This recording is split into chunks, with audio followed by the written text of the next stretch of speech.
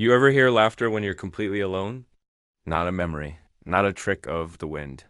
I mean, a sharp, deliberate giggle like a child hiding just out of sight, waiting for you to notice. That's what I heard the night I found the doll. It started in the attic during a thunderstorm that rattled the entire house. I was up there, knee deep in my late grandmother's old belongings, searching for anything worth salvaging before the estate sale. Dust hung in the air like fog, and every creak of the old wood beneath my boots felt like a warning I wasn't smart enough to heed. The beam of my flashlight swept across forgotten furniture and moldy boxes, then froze. There it was, half buried. Beneath a pile of tattered quilts sat a porcelain doll, no more than a foot tall. Its glass eyes reflected the flashlight's beam like two cold stars, and its painted red smile stretched unnaturally wide across a cracked white face. Its tiny arms were bent upward as if reaching for something or someone. And even before I touched it, I felt it. That subtle weight in the air, like the room itself was holding its breath. Curiosity, or maybe something else, compelled me forward. I reached down and picked it up. The porcelain was ice cold, despite the heat trapped. In the attic, and the moment my fingers closed around it, a sound broke the silence. A giggle, sharp, high-pitched, unmistakably real. I froze. The laugh came from nowhere and everywhere all at once, like it had slipped out of the walls or crawled through the rafters. My breath caught in my throat as I stared at the doll's unmoving face. It was just paint, just glass. But in that moment, it felt alive. Its expression seemed to shift, the grin widening ever so slightly, as if it had been waiting for me. Old attic. Old house, I whispered to myself. Your mind's just playing tricks. Still, my hands trembled. I turned the doll over, searching for some kind of speaker, a button, a pull string, anything, but there was nothing. Just smooth, cracked porcelain. No batteries, no seams, just a hollow shell. Another creak echoed from behind me. I snapped around, flashlight cutting through the dark. Heart pounding, empty, just dust and cobwebs, and the shifting shadows cast by the storm's lightning. I shook my head and placed the doll down on a nearby chest, needing to be rid of it, even. For a moment, that's when it laughed again, louder this time. Longer, and definitely not from the doll. The sound came from deeper in the attic, hidden somewhere beyond the reach of my light. I felt my skin prickle as the cold air thickened. Every instinct screamed for me to leave, just get out, close the door, forget the whole thing. But something held me there. Maybe I was too scared to turn my back on it. Maybe I was already under its spell. Either way, I moved forward. The floor groaned under my weight, every step louder than the last, every breath sharp in my ears. The laughter faded like it was retreating, luring me deeper into the dark. The doll stayed behind, perched on the chest, sitting upright now. I was certain I hadn't left it like that. Its head was tilted slightly, just enough to feel ... wrong. I turned away again, my light trembling in my hand. The attic stretched, further than I remembered, shadows swallowing the edges of the room, like they were breathing. The silence was absolute. Then, right behind me, I heard it, a whisper of a breath, a single delicate laugh. I spun around, heart in my throat. The doll had moved. It now sat in the middle of the attic floor, exactly between me and the staircase. I hadn't heard it fall, hadn't seen it move. It was just there, sitting like it had always belonged there, watching. Its face hadn't changed, but its presence had. Heavier, hungrier. I should have left. I should have run. But instead, I walked toward it, slowly, cautiously, like something in the room needed me to pick it up again. And when I did, the attic came alive. The wind outside howled through the cracks in the windows. The bulb above me flickered and buzzed. The laughter returned, this time, layered with others. Not one voice, but many, giggling, whispering, scurrying.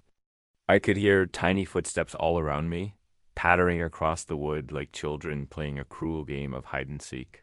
The doll in my hands was colder than before, its smile wider. I turned and ran down the attic stairs, through the hallway, heart jackhammering in my chest. I threw the doll in a closet and slammed the door. But even as I locked it, I could hear it laughing from inside. Muffled, but constant. I didn't sleep that night. Because deep in the silence of the house, under the roar of the storm and the groan of old wood, I still heard it. That soft, shrill, knowing laugh. And I knew this wasn't over. The next morning, I woke up on the couch with the living room light still on, and a dull ache behind my eyes. I hadn't meant to fall asleep, but I guess exhaustion finally won. I sat up slowly, half expecting to hear the giggle again or see the doll standing at the foot of the stairs. But there was only silence, peaceful, almost convincing, almost. I stood and walked cautiously down the hallway to the closet, the same one where I'd locked the doll away the night before. The key still sat in the lock, untouched. I hesitated. For a second, half hoping I'd open the door and find nothing. That maybe it had all been a dream. That maybe my brain had just conjured a haunting out of grief and isolation. But when I opened the door, my blood ran cold.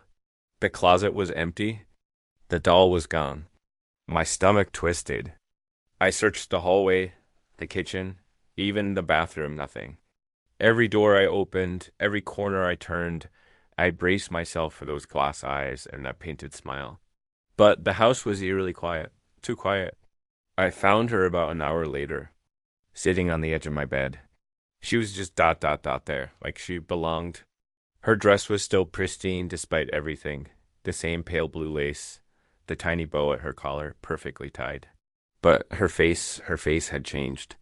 The cracks were deeper, wider, almost like veins spreading out from the corners of her smile.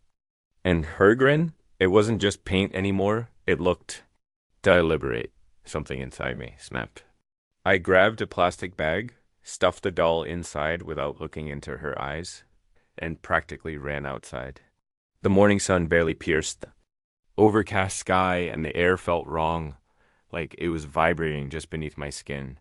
I dumped the bag into the outdoor trash bin, slammed the lid shut, and told myself that was the end of it. Of course, it wasn't that night, just after midnight. I was jolted awake by the unmistakable sound of porcelain, tapping against wood. Tap, tap. It was coming from the hallway. Close, repetitive, like small feet dancing or pacing. Then came the giggle, longer now, clearer, full of twisted joy. I grabbed my flashlight and stepped cautiously into the hall. Every nerve in my body was on edge. The air was thick, like the entire house was holding a breath it couldn't exhale. The noise led me to the kitchen, and there she was, sitting on the counter. No bag, no dirt, not a single scratch from the garbage bin, her head tilted, her hands resting in her lap, her mouth wider than before. I stared at her, frozen. I didn't know what terrified me more than the fact that she was back or the feeling that she wanted me to see her there, like it was part of some sick performance. I didn't touch her this time. I just backed away slowly, locked myself in my bedroom, and pushed the dresser in front of the door. But the laughter didn't stop.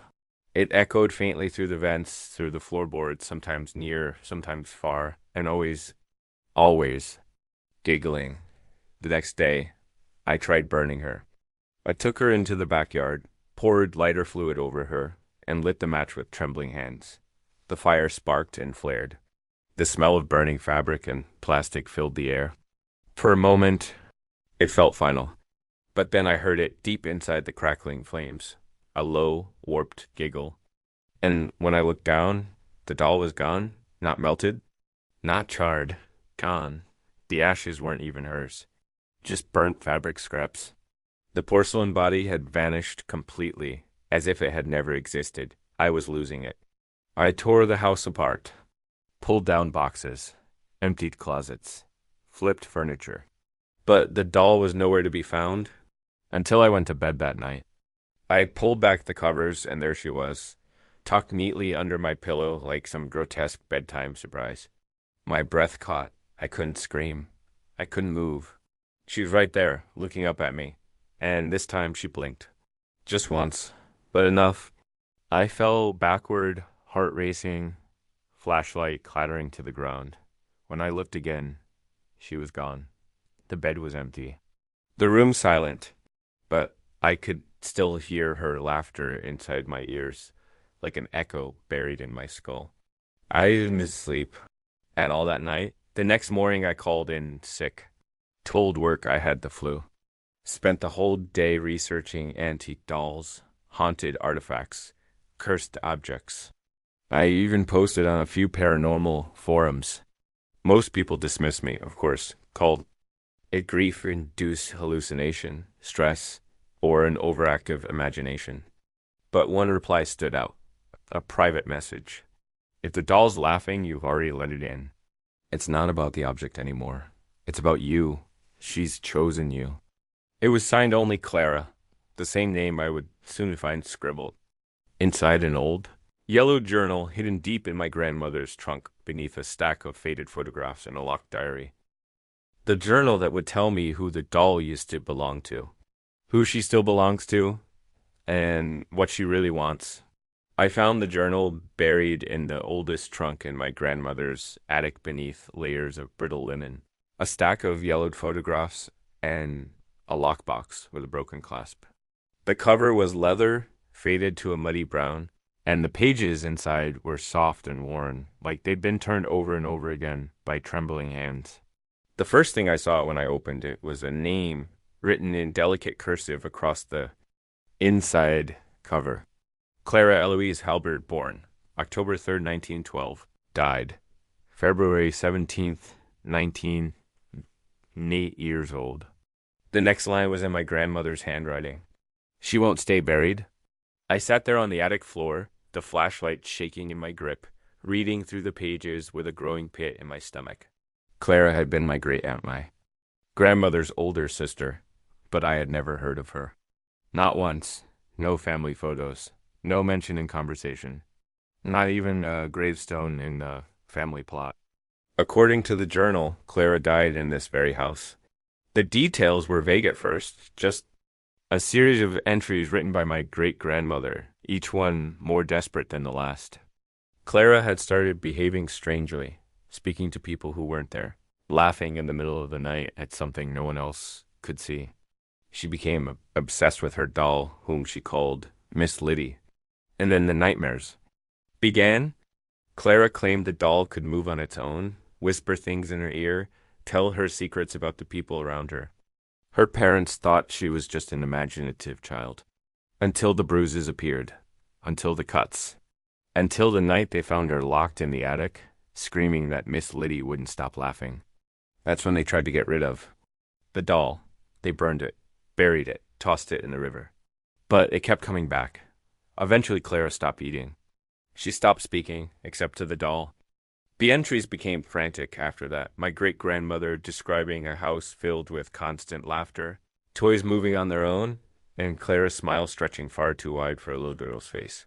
And then she died. No cause listed. Just gone. The next entry was written in shaking script. I buried her with the doll. It was the only way to silence it. That should have been the end. But the last page was a warning. Do not unearth her. Do not speak her name. Do not pick up the doll. It remembers, and now I had done all three. My pulse hammered in. My ears, I could feel the air grow heavier around me. The attic, despite being closed tight, seemed to grow colder. I closed the journal and stood, suddenly very aware of how silent everything had become. No rain, no thunder, not even wind. Just ... silence. I descended the stairs slowly, journal tucked under my arm, every step creaking under my weight. When I reached the bottom floor, my breath caught in my throat.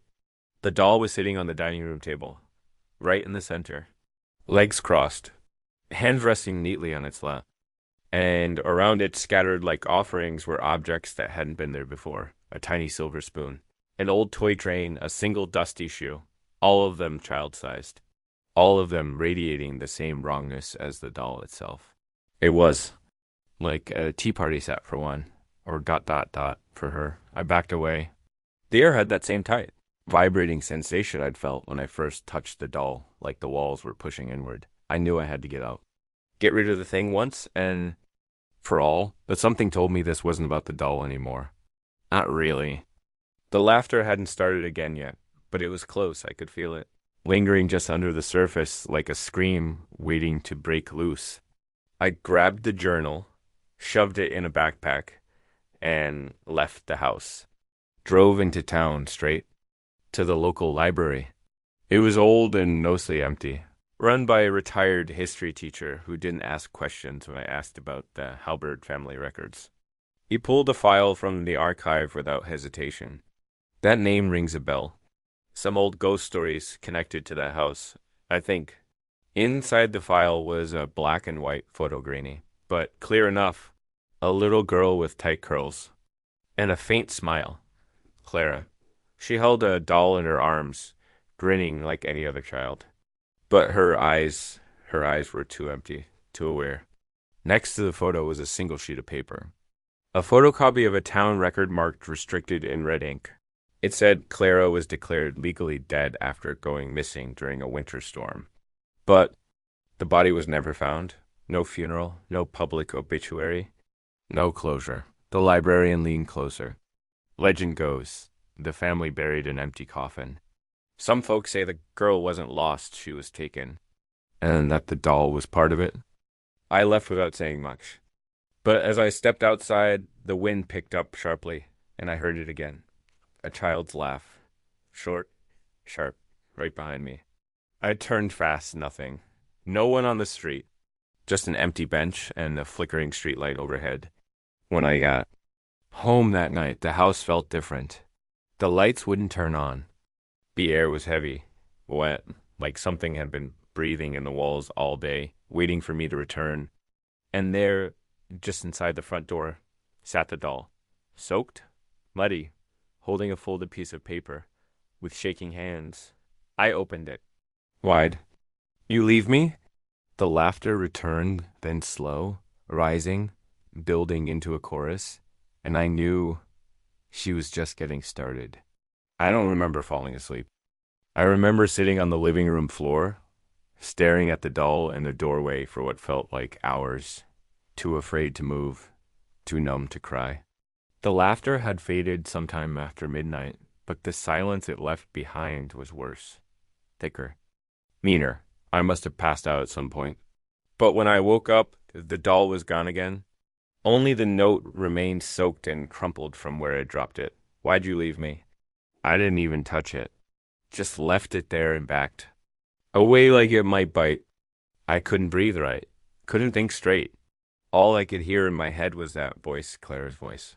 The giggle had started to take shape in my mind, like I could almost picture her face when I heard it. Sometimes it was the doll's. Face cracked and tainted. Sometimes it was Clara's, the little girl from the photo. Only her eyes were wrong. Always wrong. I stopped going to work. Stopped answering messages. I couldn't risk bringing this thing near anyone else. Whatever it was, it didn't want to be forgotten. It wanted to be seen. And it wanted to stay. I tried everything. Salt lines. Prayers. I even contacted a local medium, some woman named Mara, who ran a small occult shop 2 towns over.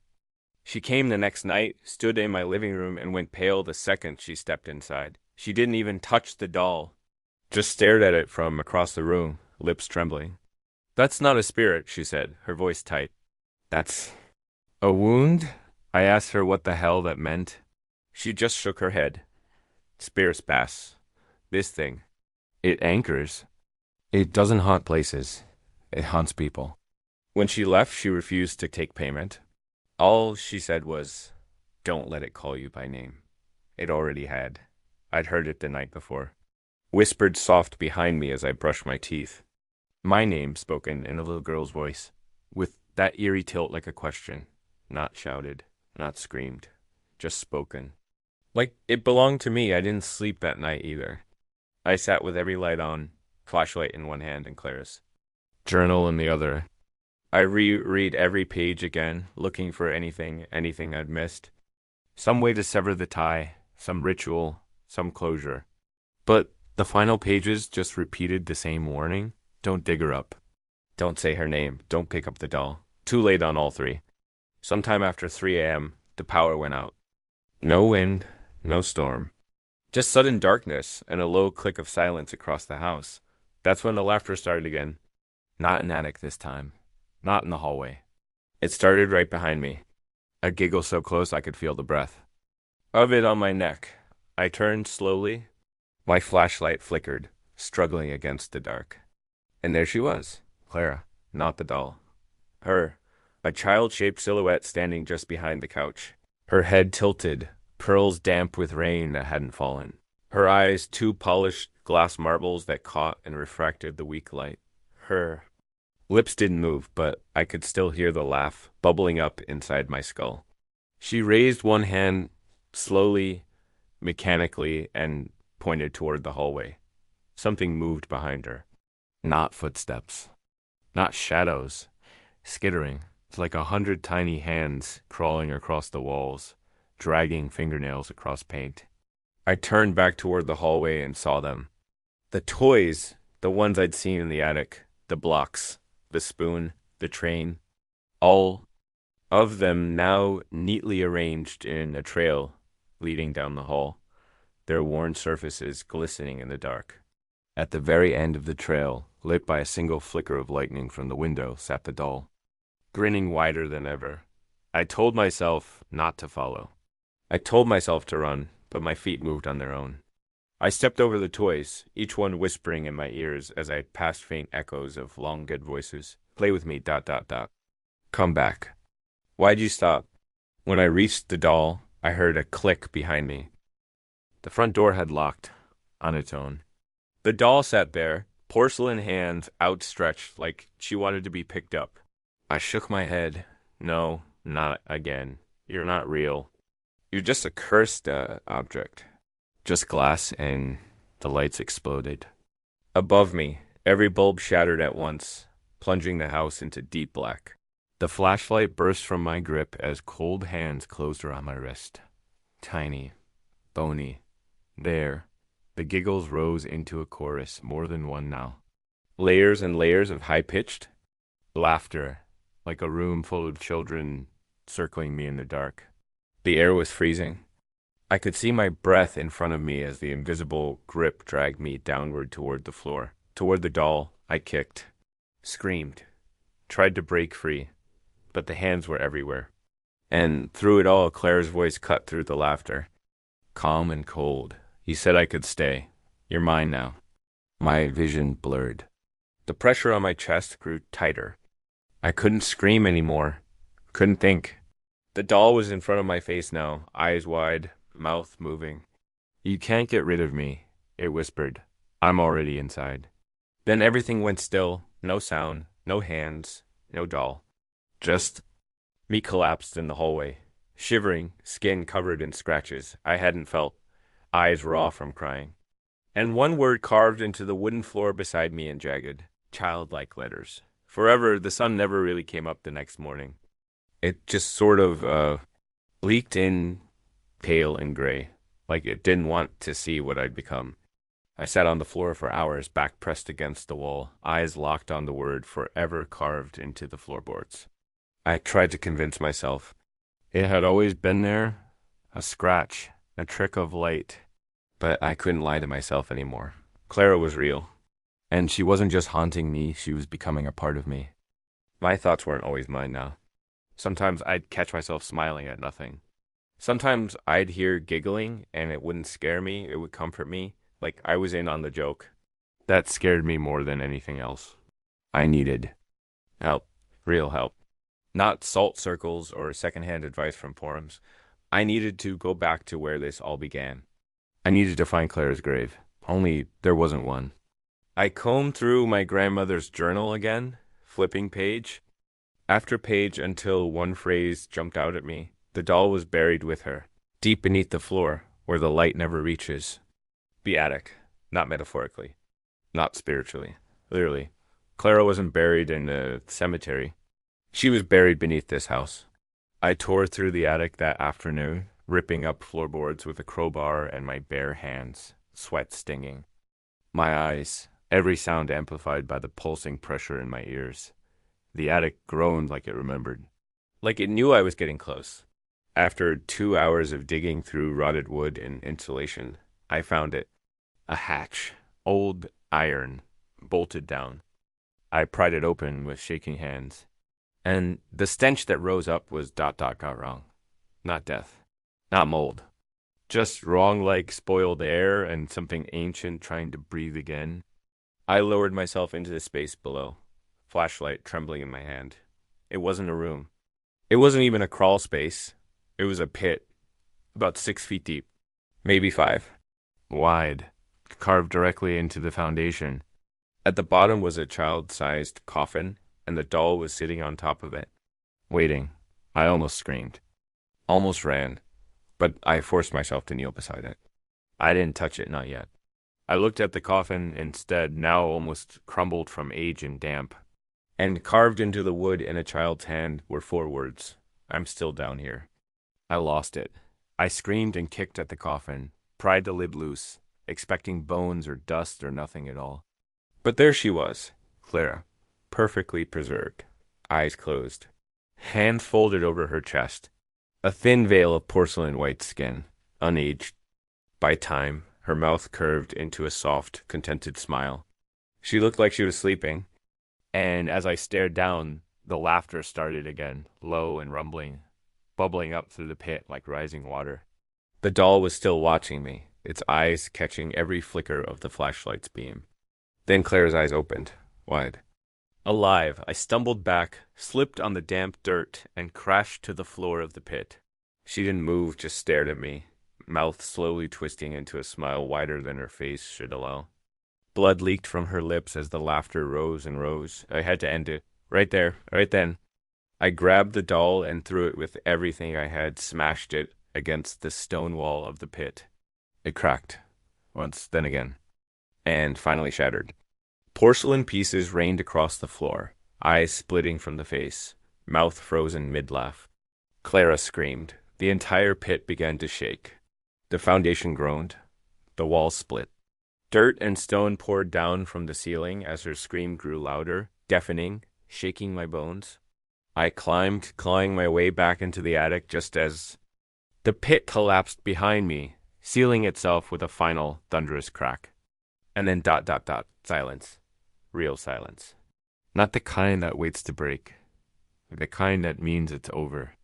I spent that night in a hotel. The next morning I returned. The attic was just an attic again. Empty. Still. No laughter. No giggles.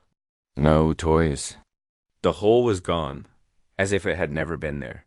I checked the whole house, top to bottom. The doll was nowhere. Clara was gone. The air felt lighter. The shadows weren't watching anymore. The mirrors didn't reflect things they shouldn't. For the first time in weeks, I breathed. I thought maybe, just maybe I did it. But I was wrong. Because as I packed to leave, I opened my backpack and found a single porcelain eye staring up at me from inside, unblinking, smiling. I stared at the porcelain eye, nestled in the corner of my backpack for what felt like an eternity. It wasn't broken. Not really. No cracks, no dust. Just ... Perfect. Like it had never been part of something shattered. Like it had always been watching. I picked it up, even though every part of me screamed not to. Cold, smooth, almost warm. On the underside, I dropped it and zipped the backpack shut, heart hammering, bile rising in my throat. I didn't sleep that night. I checked into another motel farther away this time, hours from the house. I left the bag in the car, locked the doors, pulled the curtains tight, and sat in the middle of the bed with the lights on and the television turned up just enough to drown out the silence. But around 3 a.m., the signal cut to static. And then I heard it, that laugh. Not loud, not even close. Just a whisper. Like a memory trying to remind me it was real. I turned off the TV, and there, reflected in the black screen, I saw her. Not in the room. In me. Behind my eyes, smiling. I left in the morning. I didn't go home. I didn't call anyone. I just drove for hours, then days. I bounced from hotel to hotel, throwing away every possession. A hat that could have carried even a trace of her clothes, bags, journal, even my grandmother's photo albums. But no matter where I went, she followed. Sometimes it was the laughter in events. Sometimes a toy that would appear in a drawer I hadn't opened. Sometimes dot, dot, dot. It was her reflection just over my shoulder, vanishing the second I turned. I tried burning sage. I tried exorcisms. I found a priest who agreed to bless me, but his hands trembled the whole time. When I asked what he felt, he just muttered, "It's older than anything we know." I begged him for help. He told me to pray. But Clara doesn't care about prayers. She only cares that I see her and that I never stop. It's been 6 months. I live in a different city now. I don't keep anything in the house I don't absolutely need. No mirrors, no dolls, no antiques, no toys. But still, every now and then I'll wake up and find something strange in a corner. A small teacup, a child's shoe, a toy block with the letter C once. I found the porcelain arm of the doll resting on my pillow. Perfect, intact. Last week, a new letter arrived in the mail. No stamp, no return address. Just a folded paper inside that read, "You didn't bury me deep enough." I've stopped trying to get rid of her. You can't, once you've touched her. Once you've heard the laughter and seen her face, she's in you. She becomes a part of your story. A whisper at the edge of every thought. A smile just out of frame. People call me crazy. They say I'm haunted. I've tried to warn others, but they never listen. They always want to see the doll. They always want to know. And that's how she finds new homes. New hands, new voices to mimic. So if you ever find a doll with a cracked porcelain face, wide painted smile, and cold glittering eyes, don't. Pick it up. Don't listen to the laugh. And above all, don't answer when she says your name. Because once she knows it, she's yours forever.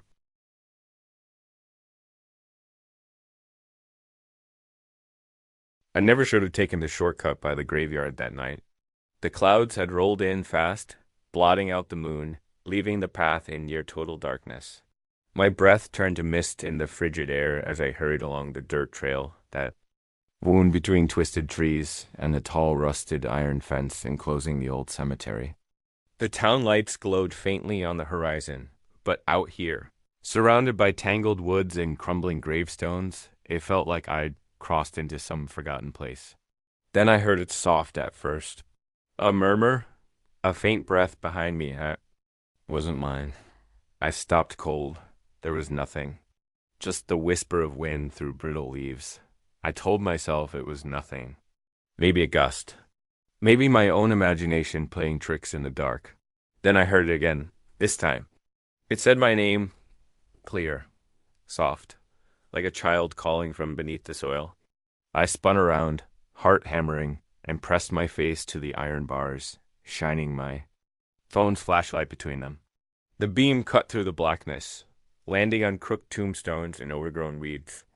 The place looked like it hadn't been touched in 100 years. No movement, no footsteps. Just rows of graves swallowed by vines and shadow. But something was watching me. I couldn't see it, but I could feel it, eyes moving behind the darkness. Something ancient. Something patient.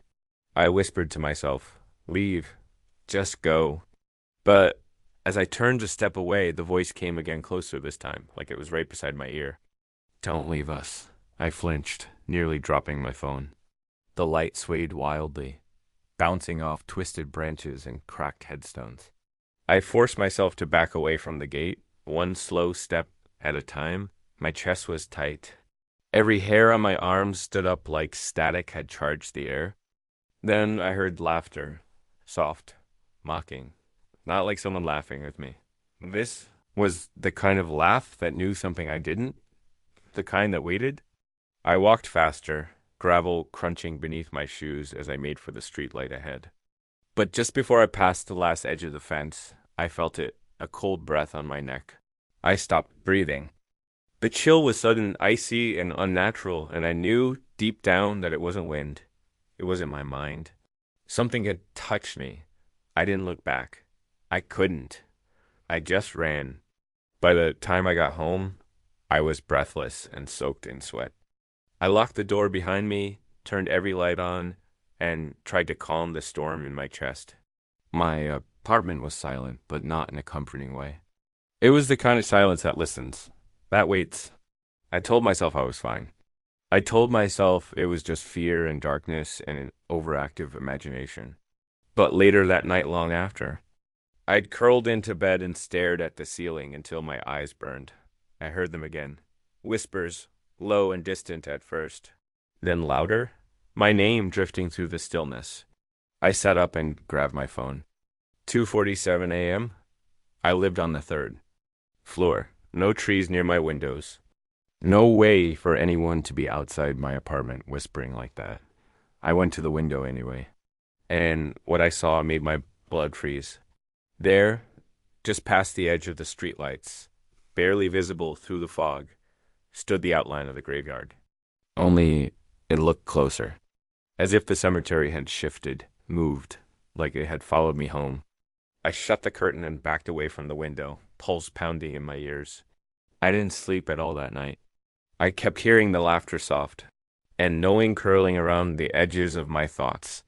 The next morning, I made coffee, sat at the kitchen table, and tried to rationalize what had happened. Maybe I was sleep deprived. Maybe I dreamt part of it. But the chill was still in my bones. The whisper still echoed in my head. And when I checked my phone, there was a new note saved in my voice memos. One I had recorded. Just 5 words. Come back. We remember you. I didn't remember opening the voice memo app. I didn't remember hitting record. But there it was, time-stamped at 3:12 a.m., just minutes after I'd looked out the window. I pressed play. Static. Then, under the distortion, a faint voice whispered, "Come back. We remember you." It wasn't my voice. Wasn't even a voice I recognized. It was low and raspy, aged and layered like multiple voices overlapping, speaking as one. I deleted the memo immediately, but the damage was done. The sound was etched into my memory like a scar. The graveyard hadn't just followed me. It had invited itself in. I spent the day in a fog. At work, I kept glancing at doorways and corners, expecting something to appear. My coworkers talked to me like normal, but I barely heard them. The world around me felt thinner, like a layer had been peeled back and something else was pushing through. That night, I turned every light on in the apartment. I burned sage. I looked up cleansing rituals and even sprinkled salt at the windows. I didn't believe in any of that stuff before. But belief doesn't matter when you're desperate. By midnight, the whispers returned. They came softly through the vents, through the floorboards, through the seams of the walls. They weren't loud, but they were constant, relentless. I could hear my name woven into them, repeated again and again like a lullaby sung by something dead. I tried sleeping with headphones in. I tried drowning it out with white noise. But the moment I closed my eyes, I could feel them again, watching. Around 2 a.m., I snapped. I leapt out of bed, threw on my coat, and stormed out of the apartment. The streets were quiet, the city asleep, but I walked fast. I didn't know where.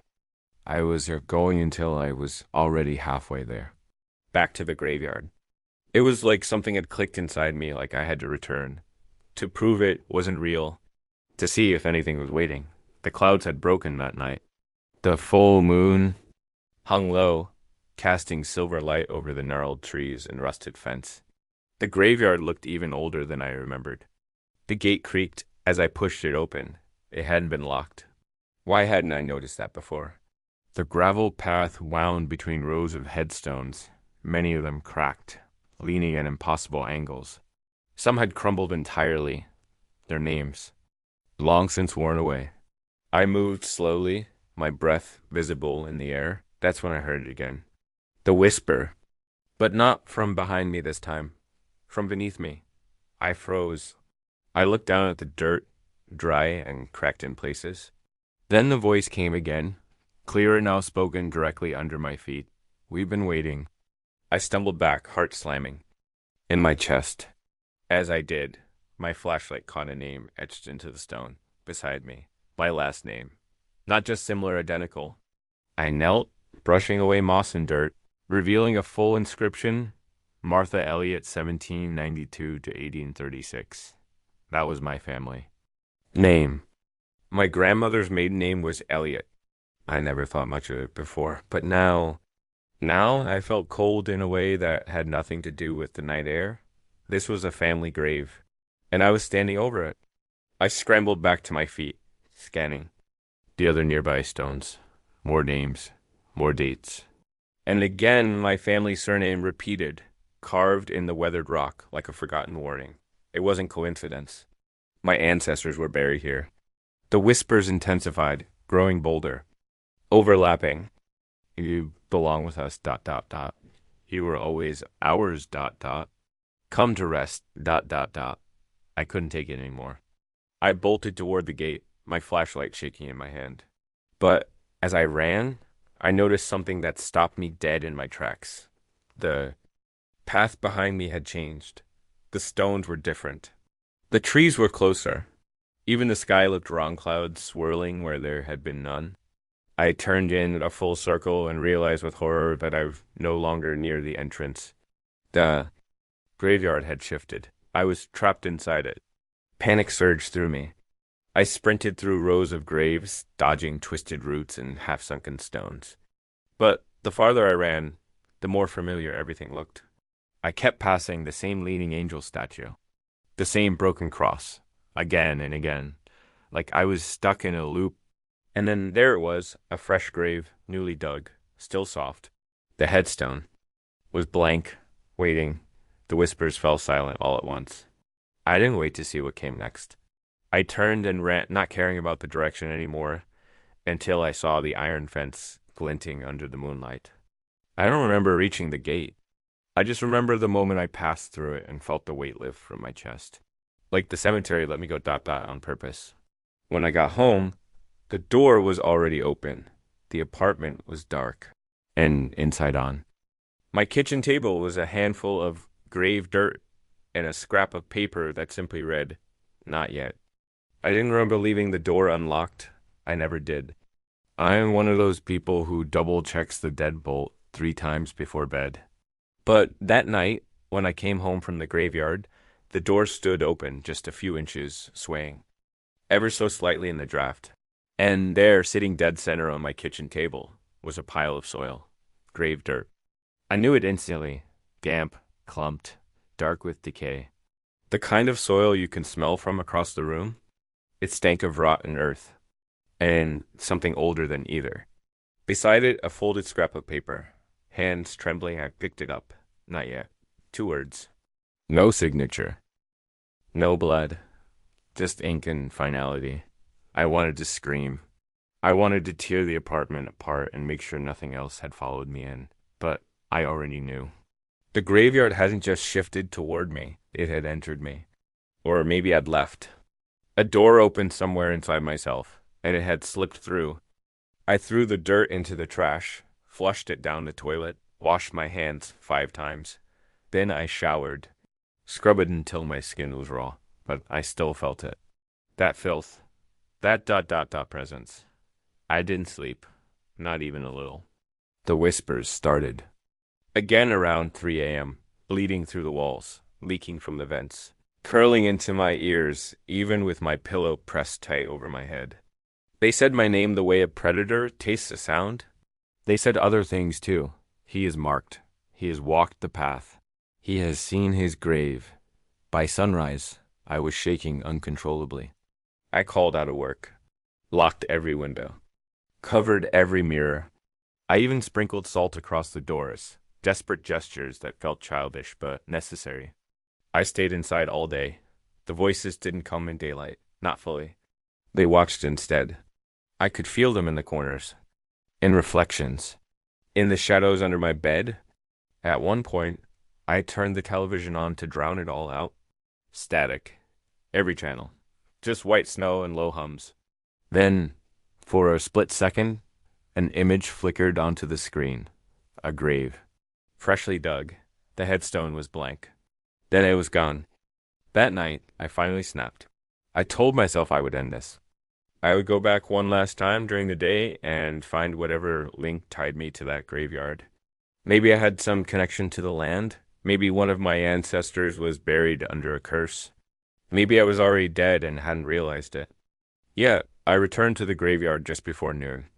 Under the sun, the place looked different, still overgrown. Still crumbling, but less haunted, less alive. Still, I knew better. I brought a crowbar, a flashlight, and my phone fully charged. I didn't know what I was expecting to find, but I wasn't leaving without answers. I traced my steps back to the family headstones, the ones bearing my last name. Most were faded and weather-worn, but two stood out, cleaner, like they'd been touched recently. The newer one read, Amelia Elliott died. 1834, she heard them too. The second one was blank. Just stone, untouched by time. I touched it, and the air around me shifted. Instantly, the temperature dropped.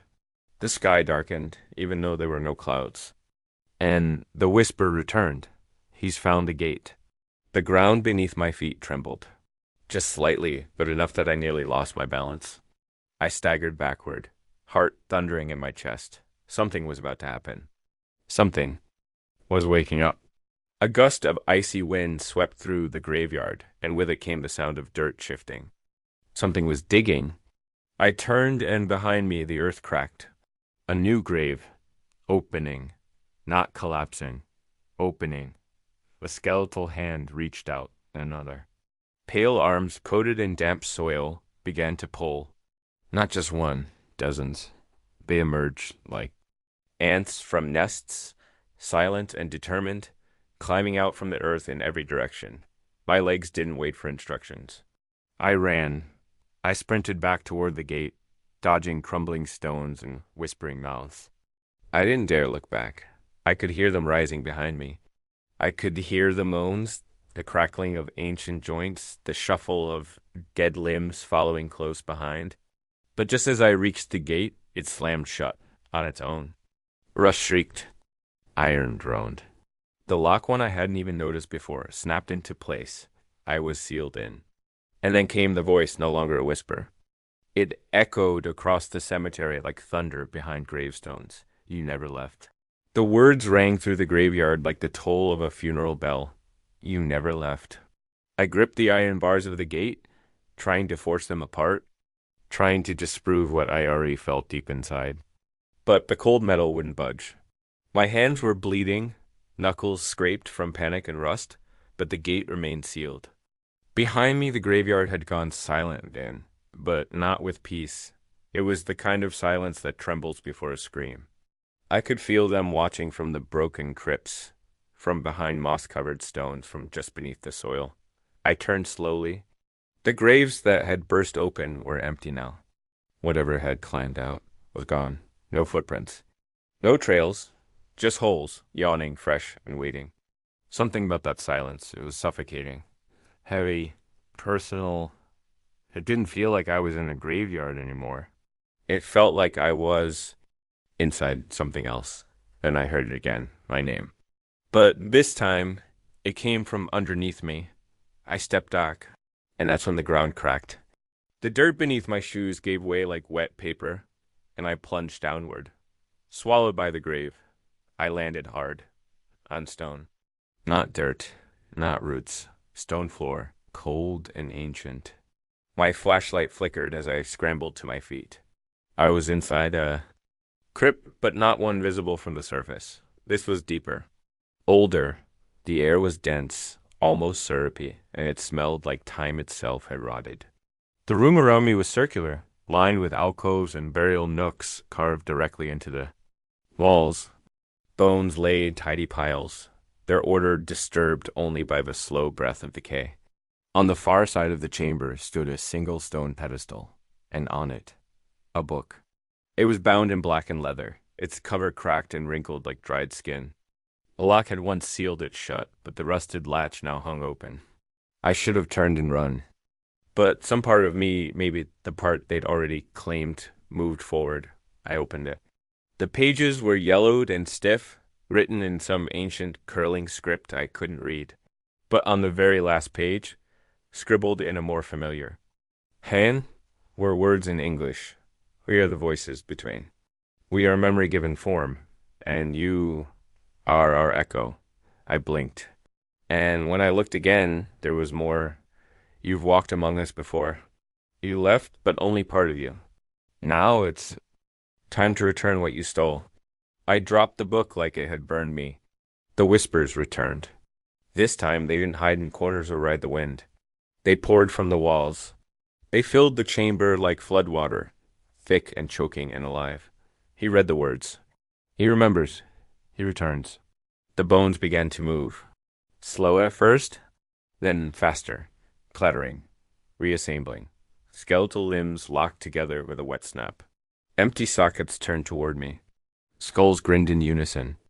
I bolted, slipping on the damp stone, climbing over loose bones as they clawed at my legs.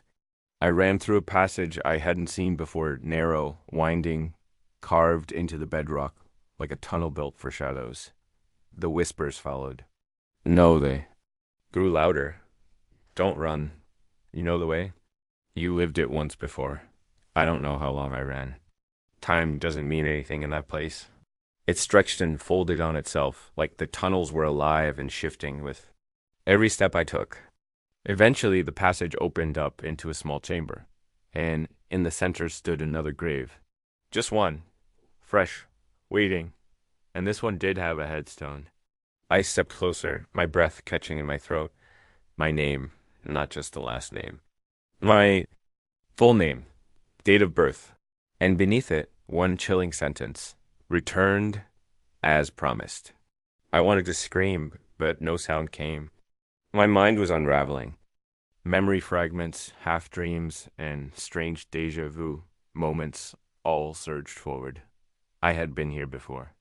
Not in this life. But in one before, and I'd broken the pact. The crypt trembled. The whisper turned to a roar.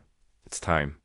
The walls of the crypt pulsed like they were live veins of shadow writhing beneath the stone, whispering through the cracks like 1,000 mouths, breathing my name. It's time. I stared at the grave bearing my name. The engraving was too. Perfect. Too fresh, like someone had just finished chiseling it. I knelt beside it, trembling. The dirt wasn't even packed down. Loose, damp, waiting. I wasn't ready. I didn't understand. I hadn't agreed to anything.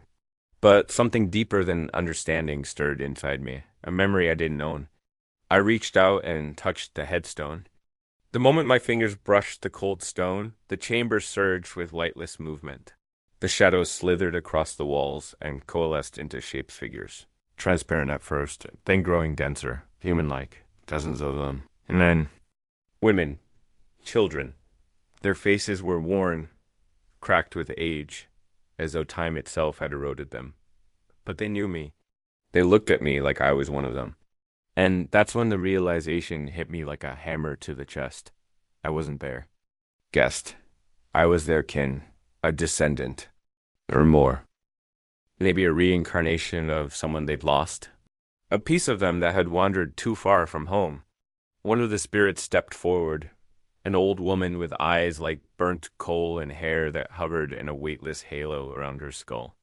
She pointed to the grave and whispered not with her mouth, but directly into my mind. You must finish what you started. I wanted to scream, to run, but my legs buckled, and suddenly I remembered. Not just flickers, but full scenes. Centuries ago, a secret order. My bloodline, the ones who had made a pact with the dead. We had promised to guard the boundary between the living and the forgotten. But I, or whoever I was back then, had broken that pact. Fled, left them trapped in silence, left the gate open. Now they had reached through time to drag me back. To make me fulfill my promise, you must seal the rift.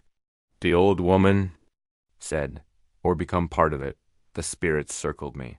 I could feel their sorrow, their hunger, their need. They weren't trying to hurt me, not yet. They were asking, pleading, but time was almost up. The grave at my feet began to sink, slowly forming a spiral of dirt and darkness. The walls of the crypt trembled violently, and the bones around the chamber began to vibrate, rattling in their alcoves like teeth chattering in anticipation. The entire world down there was holding its breath. I had to make a choice. Run again. and let the door stay open forever. Or give myself to it and seal it shut from the inside. I took a shaky breath, looked at the headstone one more time, my name, my curse, and I stepped into the grave. It was like sinking through cold water. My body went numb, my thoughts unraveled. The whispers grew deafening at first, then faded, replaced by something else. Silence. Total, perfect stillness, like being caught between heartbeats. In that moment, I understood. I wasn't dying. I was becoming the seal. The graveyard didn't want me gone. It wanted me forever. The silence was not peaceful. It was oppressive, a silence thick as dirt pressed into my ears, into my thoughts, into the hollow spaces of my chest. It was as though the entire world had stopped breathing, and I was the last heartbeat caught between two eternities. I couldn't move, couldn't scream. My body was paralyzed beneath the soil, buried alive in something deeper than a grave. Something older, something watching. Then I felt them, not hands, not flesh, but presences, ghosts of the forgotten dead. They pressed against me in the dark, not with hostility, but reverence. Like I was some ancient key finally turned. Their voices didn't come in whispers anymore. They sang in low, mournful tones that rippled through the earth. The seal has returned, ... The pact is remade. He belongs to the soil now, ... My consciousness began to fade, but I clung to one sliver of thought. Was this really saving anything? Or was I just a replacement, another stone atop a pile of broken promises? And then something shifted. The cold eased. The air lightened. I felt it. The crypt above me ... got gone. The rift was closing. I don't know how long I floated in that half-existence. Minutes, hours, years, but then suddenly light, not blinding, not warm. Pale, moonlit, I blinked, and I was standing again outside. The graveyard, on the path, same broken fence, same crooked gate, except this time ... it stood open. I turned around. The graves were silent, undisturbed. The grass had grown over the place I had fallen into. There were no spirits, no shadows, just a breeze. Through the trees, and the faintest sound like someone exhaling after a long-held breath. I should have felt free, but freedom comes with weight. And I wasn't alone. From the corner of my eye, I saw them, figures, not following, just waiting, at the edge of the trees, behind the stones, in the dark that clung to the earth like ash. They weren't whispering anymore. They were watching, as if to say, not yet. I stumbled home, heart hollow, every step echoing louder than it should have. My apartment was just as I had left it, locked, cold, still, except on the table sat the book from the crypt, the one bound in blackened leather. Its pages were open now, fluttering in a wind that wasn't there. And across the last page, scrawled in that same elegant, ancient script, a seal must be watched, and a gate must have a guardian. The final line was written in my own handwriting. I will listen to the whispers. I don't sleep anymore. At night, the whispers return not as threats, but instructions, names, places, warnings of thin places in the veil between worlds. It's my job now to listen, to answer, to keep the door shut, no matter how many hands try to pry it open from the other side. And sometimes in the deadest part of night, I hear one last voice soft, familiar, like it's always been with me. You never left.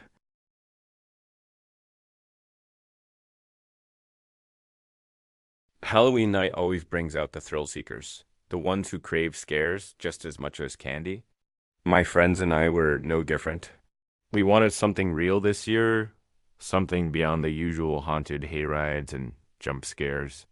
That's how we ended up at the edge of town, staring up at an old Victorian mansion draped in fog, its windows flickering with dim candlelight. The sign out front read only one word, enter. We were giddy with anticipation, laughing as we crossed the threshold into the shadows. Actors in masks leapt from the dark corners. Strobe lights burst in our faces. and fog machines hissed from beneath broken floorboards. It was everything a haunted house should be until it wasn't. We turned into a narrow hallway, lined with framed photographs, aged, yellowed, dusty. The lighting shifted here. No more colored strobes or blood-spattered props. Just a quiet, cold tension. And that's when I saw it. Amidst the antique portraits and vintage Halloween tableaus, there was a photograph that stopped me cold. It was a picture of me sitting on my front porch from just last week. Same hoodie, same mug of coffee, same little tear in the sleeve. I froze. Not in that wow, this is convincing kind of way. I mean the kind of freeze where your brain just short circuits. I leaned closer. The image was grainy, taken through my window, with the curtains slightly parted. Whoever took it was watching from outside, ... And I had no idea. Guys, I called out, my voice thinner than I intended. Come look at this. They doubled back, crowding behind me. Dude, that looks just like you, one of them laughed. Must be part of the experience. They probably stalk your social media. Or something. I tried to smile, play along, but I never posted that photo. I never even knew that photo existed. It was real. It was personal. It was taken without my knowledge.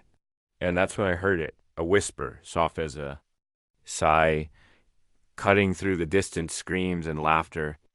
I've been watching ... The lights above us flickered. I whipped around, expecting to see an actor creeping in costume, but the hallway was empty. Just me, my friends, and rows of dead eyes staring out from dusty portraits. My friends were already moving forward, the scare continuing. But I stayed, something in my gut gnawing at the edge of panic. That photo, it wasn't a trick. It was a message. And I wasn't done being watched. I finally tore my eyes away from the photo and hurried to catch up with my friends. They were already deep into the next part of the house, their laughter, echoing off the walls like a fading memory. But as I rounded the corner into the next hallway, I stopped dead in my tracks. The walls were covered with photos. Hundreds of them, all of me, walking to the store, standing in line at the coffee shop, leaving work, yawning under the glow of a street lamp. Some were older, from weeks ago. Others were terrifyingly fresh moments I hadn't even remembered, happening until I saw them frozen behind glass. My throat went dry. These weren't just pictures. They were surveillance. And someone had been following me long before tonight. Then I saw it, right at the center of the wall. A photo of me, standing in this hallway, right now. Same posture, same confused, wide-eyed stare, same horrified expression. I glanced down beneath the photo in tiny red digital text. Taken, 11:04 p.m. I checked the time on my phone. 11:05 p.m.? My blood ran cold. I reached out to rip the photo off the wall, but as soon as my fingers touched it, the light overhead snapped off. In the darkness, something whispered from just inches behind me. Smile. I spun around, heart pounding so loud I could barely hear. My phone's flashlight flared to life as I pointed it down the hallway, but it was empty. Just a long corridor of shadows and hundreds of my own frightened faces staring back at me from the walls. My friends were gone. Their laughter had stopped. Completely. It was like they had vanished into thin air. I called out their names, louder this time, but the sound barely traveled. The thick air felt like it swallowed every word. Panicking now, I ran down the corridor. The farther I went, the more distorted the photographs became, my face twisted in agony. Blurred mid-scream, frozen with expressions I didn't remember making. They became less like pictures and more like warnings. The hallway ended in a door I hadn't seen before. Plain, wooden, slightly ajar. A soft yellow light flickered inside. I pushed it open and stepped into a massive room made entirely of mirrors, ceiling to floor, wall to wall. Every direction just reflections of me. My breath fogged the glass as I took a shaky step forward. Behind me, in one of the mirrors, a figure stood motionless, tall, shadowed, grinning. But when I turned around, the room was empty. I faced the mirror again. The figure hadn't moved. But I had, and yet my reflection hadn't. It just stared back at me, grinning. Then, slowly, it lifted its hand and waved. I staggered back, heart slamming against my ribs as my own reflection grinned at me with a face that wasn't mine anymore. It didn't mimic my panic. It didn't mirror my trembling hands or wide, horrified eyes. It was smiling. Smiling like it had been waiting. I turned away, but in every mirror it was the reflection grinning, watching, while I stood there paralyzed. I started backing up, eyes darting for any door, any crack, anything that would get me out of that glass prison. The air in the room felt like it was thickening, like the house was sucking every ounce of oxygen out of it. Then the mirrors began to ripple slowly at first, like water disturbed by wind, and the reflection stepped out. Not physically, no. It stepped forward inside the mirror, pressing its palm to the glass, leaving behind a dark, oily smudge. It opened its mouth, and though no sound came out, I could feel it inside my skull. You were meant to be here. That's when I heard the camera shutter. A quiet, mechanical click, followed by a soft whirring sound. I turned my head. Pinned to the nearest mirror was a fresh photo of me standing in front of this very reflection just seconds ago, taken from behind. But no one was behind me. I spun, flashlight swinging, but only darkness, mirrors, and a thick scent of dust and mildew. My legs screamed for movement, so I bolted, crashing into the mirrored walls, palms sliding across cold glass as I felt my way to the edge of the room. The reflections didn't follow anymore. They watched, hundreds of them, all slightly off. Some blinked when I didn't. Some were slower. Some stared directly at me, even when I looked away. And then the hallway appeared again narrow, dark, pulsing faintly with red emergency light. I didn't think. I ran. The corridor stretched, far longer than I remembered, twisting impossibly. The walls were lined with mannequins, now thin, human-sized figures draped in old costumes and dusty wigs. Each one was holding something, a candle, a mirror, a camera, or a photo of me. Some showed me screaming, others mid-run, a few were smiling. None of them made sense. I slowed down, breathing hard, stomach twisting. The mannequins were all facing me now, though I could have sworn they hadn't been when I first entered. They formed a corridor, guiding me forward like ushers in a theater. My phone's battery blinked, red 5%. That's when I noticed a door at the end of the hallway, slightly open. Beyond it, faint music, an old, crackly piano tune played from what sounded like a vintage record. I pushed through. The room was vast, filled with a glowing red light that seemed to radiate from nowhere. The walls were plastered with photographs, layered so densely that I couldn't see the wallpaper beneath. All of them were of me, but now they were staged. Me sitting in this room, tied to a chair. Me staring at something in terror. Me holding a photograph of myself. I stood frozen as the whispers returned, soft, rhythmic, like a chant. Take your place. Take your place. And then, in the center of the room, I saw it.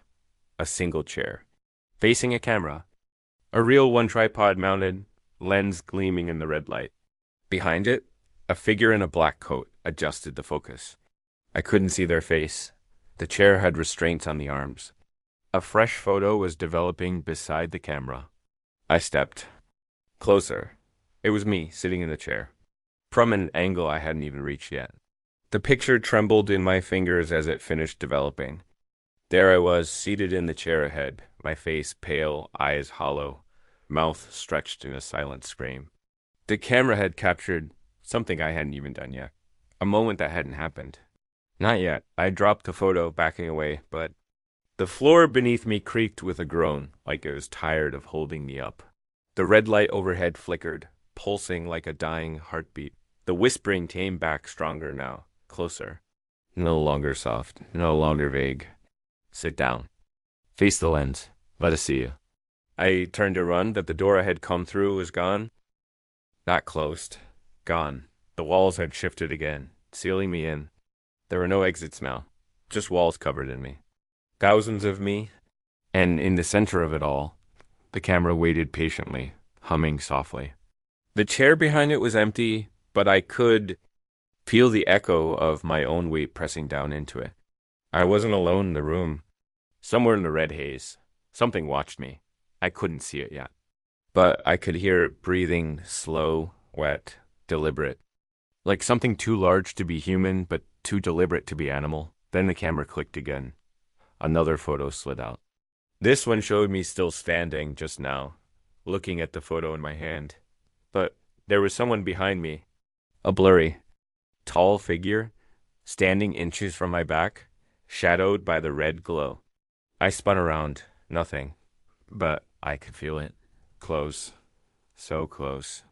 The whispers crescendoed into a guttural chant, the words indistinct but laced with urgency. The camera whirred again, then again. Photos dropped one by one, each closer to the present moment, each revealing angles and perspectives no one should have had. I screamed.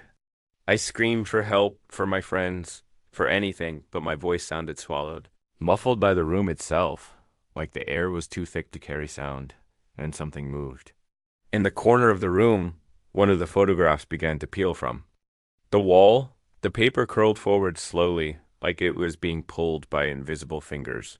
Underneath, it was another photo, darker, more aged, the edges singed. I stepped forward, morbid curiosity outweighing my terror. This picture wasn't of me. It was of a different person, sitting in the same chair, bound and gagged eyes wide with terror, mouth contorted mid-scream. Beneath the photo, a date. October 31st, 1982. I peeled back another image. Another person? Same chair, same horror, different decade. Each picture behind the next revealed another person, a new victim, a new prisoner of the camera. Dozens of them stretching back through. The years?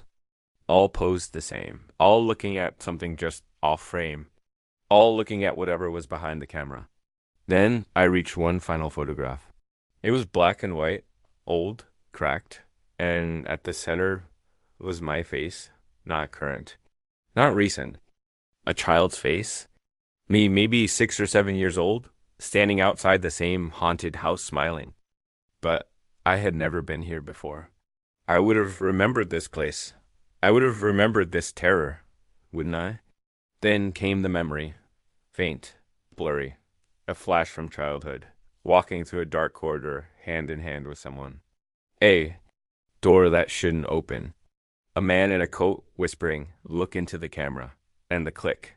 I stumbled backward, disoriented. My chest tightened. Had I been here before? The photos around me began to burn one by one, edges curling, turning to ash. And behind each burning image, the same face was revealed. Mine, all of them. Every photo in this room was now me, in different ages, different expressions. Screaming, laughing, staring blankly, all me. The chair creaked behind me, empty, waiting. The camera turned, by itself. The lens focused. The red light blinked. The shutter opened, and a voice whispered behind my ear. "You've always belonged here." The camera flash seared across the room. I didn't press anything. I didn't move. And yet, the shutter clicked again. Click. Whir. Slide. Another photo dropped to the floor. I didn't want to look, but I had to. I picked it up with trembling fingers and turned it toward the light. It was me sitting in the chair, eyes wide, blood dripping from my nose, mouth open, mid-scream. But I wasn't in the chair. Not yet, not physically. The photograph was still a minute or two ahead of now. My knees buckled. That wasn't a premonition. It was a promise. The camera was taking pictures from the future, of me, of what was about to happen. Whether I wanted it to or not, I turned and bolted toward the nearest wall. My hands scraped at the wallpaper, tearing at old, brittle layers, clawing for some door or seam. But the wall was solid. The room had no exit, not anymore. Then I heard something scrape across the floor. The chair. It had moved on its own. From the center of the room to directly behind me, like it was waiting. No inviting. A cold wind. began to swirl in the sealed room. Papers fluttered. Photos peeled from the walls like autumn leaves. My name echoed from every corner. Sit, sit, sit, I screamed. Covered my ears, shut my eyes. But the voices poured through me like they were already inside my blood. Then silence. For a moment, complete and suffocating, I opened my eyes and saw my reflection in the glass lens of the camera. Except it wasn't quite me, it was smiling. I wasn't. Suddenly the air snapped with static. My phone buzzed in my pocket. I hadn't dared check it until now. I pulled it out. One new image, no number, no name. I tapped it open. It was a selfie of me, taken from behind my shoulder. From inside this room. In the background, the chair, the camera, and a tall, faceless figure just over my shoulder, blurry but unmistakable. The figure had its hand on my shoulder. I screamed and spun. No one, but I felt it. The weight, the presence. Then the light bulb in the ceiling exploded. I ducked, glass raining down around me. The red photo light flickered violently, and then steadied, no longer red, now green, and the camera began to move. Not just rotate or click. Float, it rose off its tripod, hanging in the air like it had been possessed. The lens dilated, opening, wider like a mechanical eye. And the whispers returned, layered and relentless. Let us in. Let us see. Let us become. I backed into the wall, sliding down until I was sitting on the cold floor. The photos around me began to blur faces, melting, changing, merge just me anymore. They were hundreds of faces, thousands, each one slightly different, slightly wrong, all trapped, all caught. And then I noticed one final picture resting in the center of the floor. Unlike the others, this one wasn't printed. It was Polaroid glass. A photo plate, burnt into it, me in the chair. Eyes gouged. Out, mouth sewn shut, but smiling. Beneath the image, handwritten in ink, too red to be paint. Last chance. And that's when the walls began to pulse.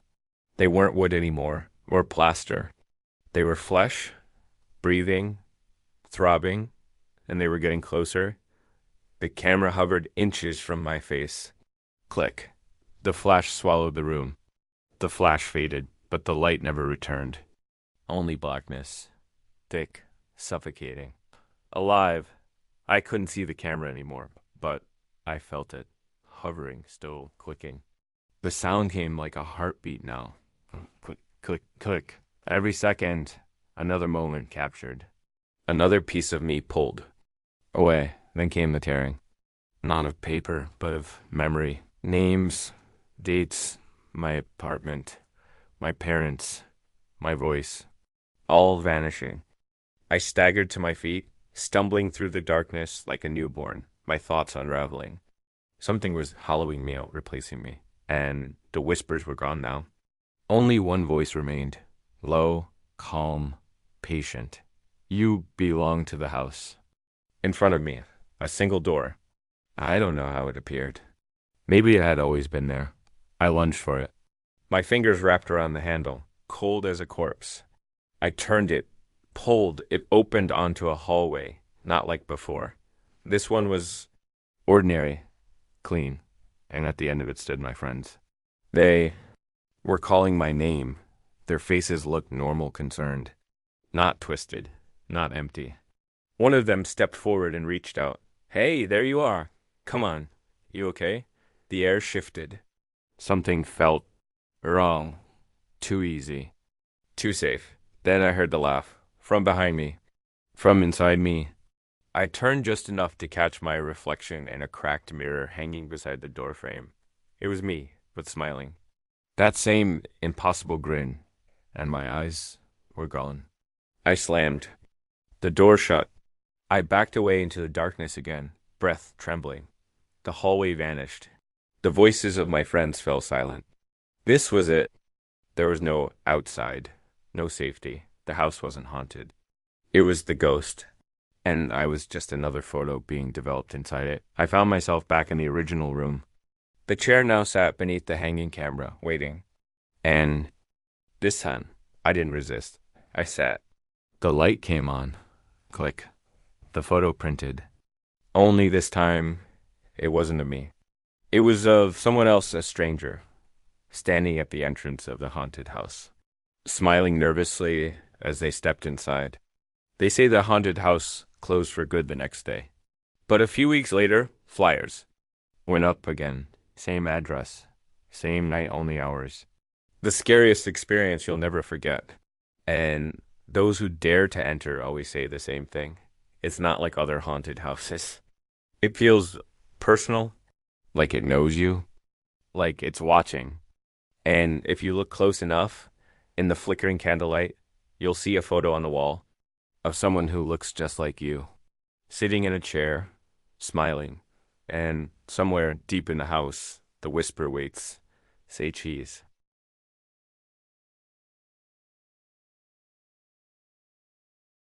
I never should have taken the shortcut. But daylight was slipping, and I was late again. My boss had already chewed me out twice this week, and I couldn't afford another strike. The city bus was stuck behind a pileup, and the only other option was the old trail that cut through the woods behind Crestfield. A direct line from the industrial park to my neighborhood, what used to be a common footpath back when people still walked places. People don't take it anymore. Not since the Carter boy disappeared a few years back, but I was desperate. I had walked it once as a teenager, daring my friends on Halloween, but it was different back then. It was daylight. There were jokes. And laughter. This time I was alone. The entrance to the woods was almost hidden by overgrowth. A crooked sign hung loosely on rusted hinges, the letters long since faded by time and weather. I ducked under a low-hanging branch and stepped into the thick underbrush, the trail barely visible beneath the blanket of dead leaves. A low groan came from the trees as the wind picked up, rattling their bare limbs like bones clicking in the cold. Still, I pressed on. My phone's flashlight was on, casting a narrow cone of white ahead of me, but the beam felt weak, swallowed by the gloom. I kept walking, each crunch of leaves under my boots sounding unnaturally loud. The further I went, the quieter everything became. The city noise, the cars, sirens, people, it all vanished like someone had turned off the world behind me. At first, I told myself it was peaceful. Then I heard it. Crunch. Not from me. A few steps behind. Deliberate. I froze. I spun around, shining the light behind me. Just trees. Their bark cracked and gray. No movement. No one. I let out a breath and laughed it off, my voice cracking slightly. Probably a deer. I muttered. Crunch. Closer this time. Mimicking my steps like an echo with just a half-second delay. My heart skipped. I whipped around again, searching. The dark for anything, an animal, a prankster, a shadow. Nothing moved, but the air had shifted. It felt colder. My skin prickled. I moved faster now, trying not to make it obvious I was scared. My eyes flicked left and right, catching glimpses of twisted roots and thorny underbrush. I told myself to stay calm, that it was just my nerves, but my body disagreed. My muscles were tight. My breath came out in short bursts, fogging in the air, and my phone's light, it flickered once. Then again, I slapped it, cursed, and kept going. That's when I heard the voice. Low, whispery. Female. We've been waiting for you. My breath hitched. I stopped. Every part of me screamed to run, but my legs wouldn't obey. I turned slowly. Just behind me, where the fog had thickened, something moved. Not a person, no. A shape. A distortion in the air, like heat rising off asphalt, only darker, taller. It didn't step so much as it glided forward, smooth and silent. I ran, I didn't look back. The branches whipped my face and tore at my clothes, but I didn't care. My lungs burned, my legs ached, but I kept running. I could hear it behind me, the crunching of leaves, heavier now, more erratic, closer. I burst through a cluster of trees and stumbled into a small clearing I didn't remember from the map. That's when I saw it. A cabin. Old, rotten, slouched against the base of a hill like it had been forgotten by the world. It shouldn't have been there. I would have remembered it. But I didn't think. I just ran for the door. The porch creaked beneath my weight, and the front door was slightly ajar. I didn't hesitate. I threw it open and slammed it shut behind me. The echo of the impact ringing in my ears. Darkness, heavy, thick, absolute. The only light came from my dying phone screen. And within seconds, even that blinked off, swallowed, whole. I was blind, alone, and not alone. Because outside, just inches beyond that door, there were footsteps. Slow, dragging, circling the cabin. Then silence. I held my breath. A tap, tap, tap on the window to my right. Then another. Left this. Time. Then the voice again, like a needle through my ear. Why did you come here? I pressed my back against the door, heart thundering like it wanted to claw its way out. The wood groaned behind me, the weight of the silence pressing in like a second skin. I didn't move. I didn't even breathe. I just stood there, waiting, listening. The taps on the windows had stopped, but something told me whatever was out there hadn't left. The darkness inside the cabin was unnatural, thick. It wasn't just the absence of light. It felt alive, like it was crawling across my skin, wrapping its cold fingers around my neck. My hand trembled as I fumbled for my phone again. The screen remained black, useless. I reached out in the dark, my fingers brushing against splintered wood. My boots creaked on the warped floorboards as I inched forward, trying to orient myself. The air smelled of mold and damp rot with an undercurrent of something foul or old copper, like dried blood. As my eyes adjusted, I made out the faintest sliver of moonlight leaking through the boarded-up windows. It gave just enough to see the vague outlines. A table with broken legs, a single collapsed chair, and strange carvings etched into the cabin walls. Hundreds of them. Some shallow and fresh, others worn smooth with time. Spirals, eyes jagged. Runes, none of them made sense, but they stirred something cold in my gut. I moved deeper into the cabin, drawn by a sound no longer the tapping, but something else, something softer. A whisper that wasn't coming from outside. It was coming from the hallway, faint, like someone speaking just under their breath. Low and rhythmic. I hesitated. Don't, my mind screamed. Go back, climb out a window, run. But my legs moved on their own, like the whisper had taken root in my bones, guiding me forward. The hallway was narrow, lined with more carvings. Some looked like faces, screaming faces. Others were less clear, more primal, as if the wood itself had grown these shapes. Each step I took made the floor groan like it was warning me. I could feel something on the other side of the walls, something just beyond reach. The whispering grew louder. I reached the end of the hallway and found a door half-rotted, slightly ajar, and leaking a thin stream of flickering amber light from within. Candlelight. I pushed the door open slowly. Inside was a room barely larger than a closet, its walls also covered in carvings, but these ones looked older, deeper, almost burned into the wood. In the center sat a single black candle, its flame unmoving despite the draft I'd felt moments. Earlier, beneath it, resting on a short pedestal, was a leather-bound journal. Unlike everything else in the cabin, the journal looked almost untouched by time. No dust, no rot, no mold. It was pristine. I stepped closer, every hair on my body standing on end. The candle flickered the moment I reached for the journal, as if warning me, but I picked it up anyway. The leather was warm. I flipped it open. The handwriting was frantic, scrawled with shaky, ink-blotted strokes like the writer had been terrified with every word. The first entry was dated nearly a century ago. They don't want you to leave. Once you enter, they see you. Once they see you, you're theirs.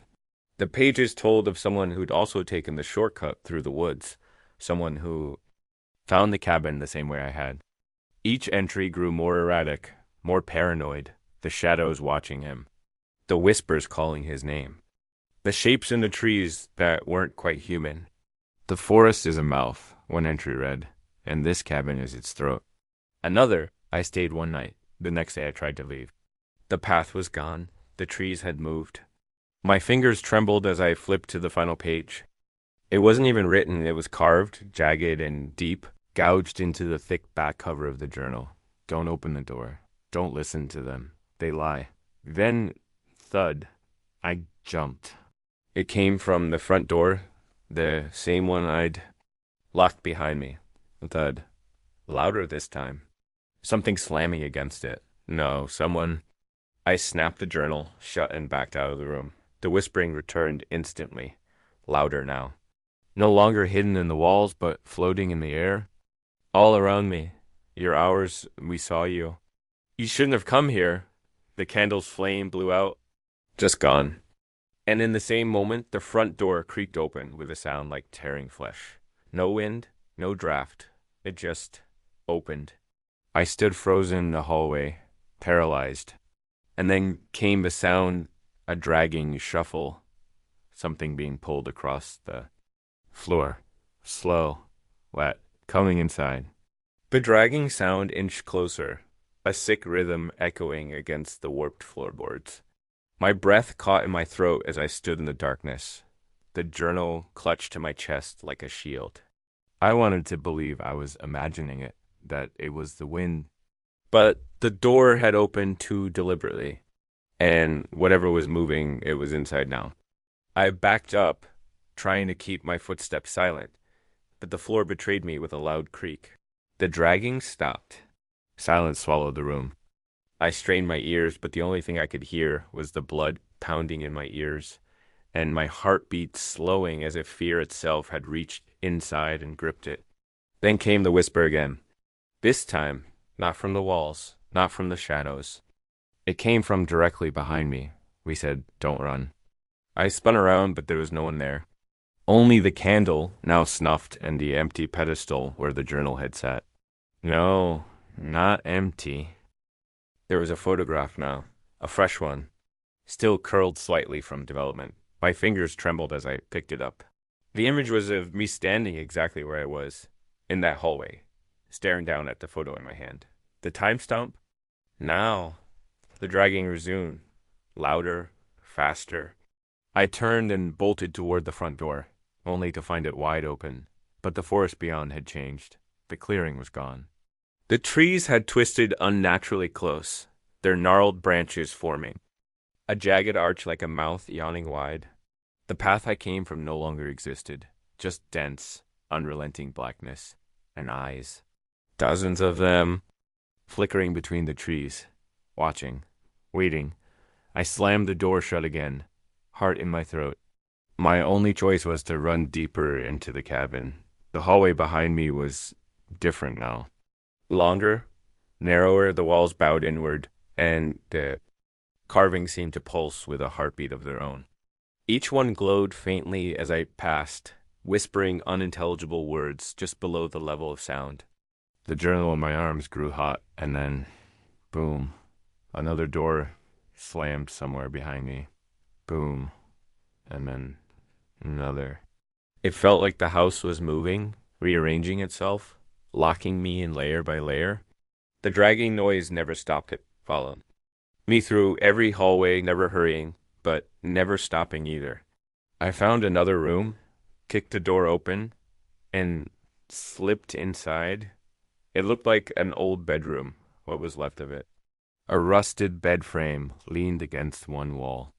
The mattress was torn open, stuffing spilling like entrails. More photos covered the walls, pinned in crooked rows. All of me, every one of them taken from different places. Sitting at my kitchen table, waiting at a bus stop, sleeping in bed. All recent, some impossibly so. My clothes match what I wore right now. I stumbled back, knocking over a small, cracked dresser. A drawer fell open and spilled out dozens more photos, all of me again, but different. In each one, my eyes were hollow. Mouth stretched in a frozen stream. The last one made me drop everything.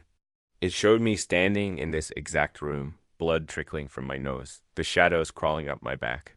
The floor beneath me creaked, and then I felt it a breath against my neck. "Now you understand," it whispered. "You let us in?" I screamed and spun, swinging the journal wildly into the empty air. But the second I moved, something cold gripped my ankle. I looked down and saw a hand reaching from beneath the floorboards, its skin pale and stretched thin over brittle bones. I kicked it off and scrambled backward, slamming into the bed frame. More hands began clawing through the cracks, some twitching unnaturally, some reaching with deliberate hunger. I turned and ran this time with no direction, no plan, just pure animal panic. The house folded around me, the hallways coiling like a labyrinth, each door I passed slamming shut behind me. The journal burned against my chest, its leather cover. Now covered in new symbols that hadn't been there before, my name etched in jagged script across the spine. Finally, I found another door and threw it open. This one led to stairs spiraling down into pitch darkness. The air that wafted up was rancid, thick with the stink of rot and mold. But there was nowhere else to go. I descended. Each step groaned under my weight.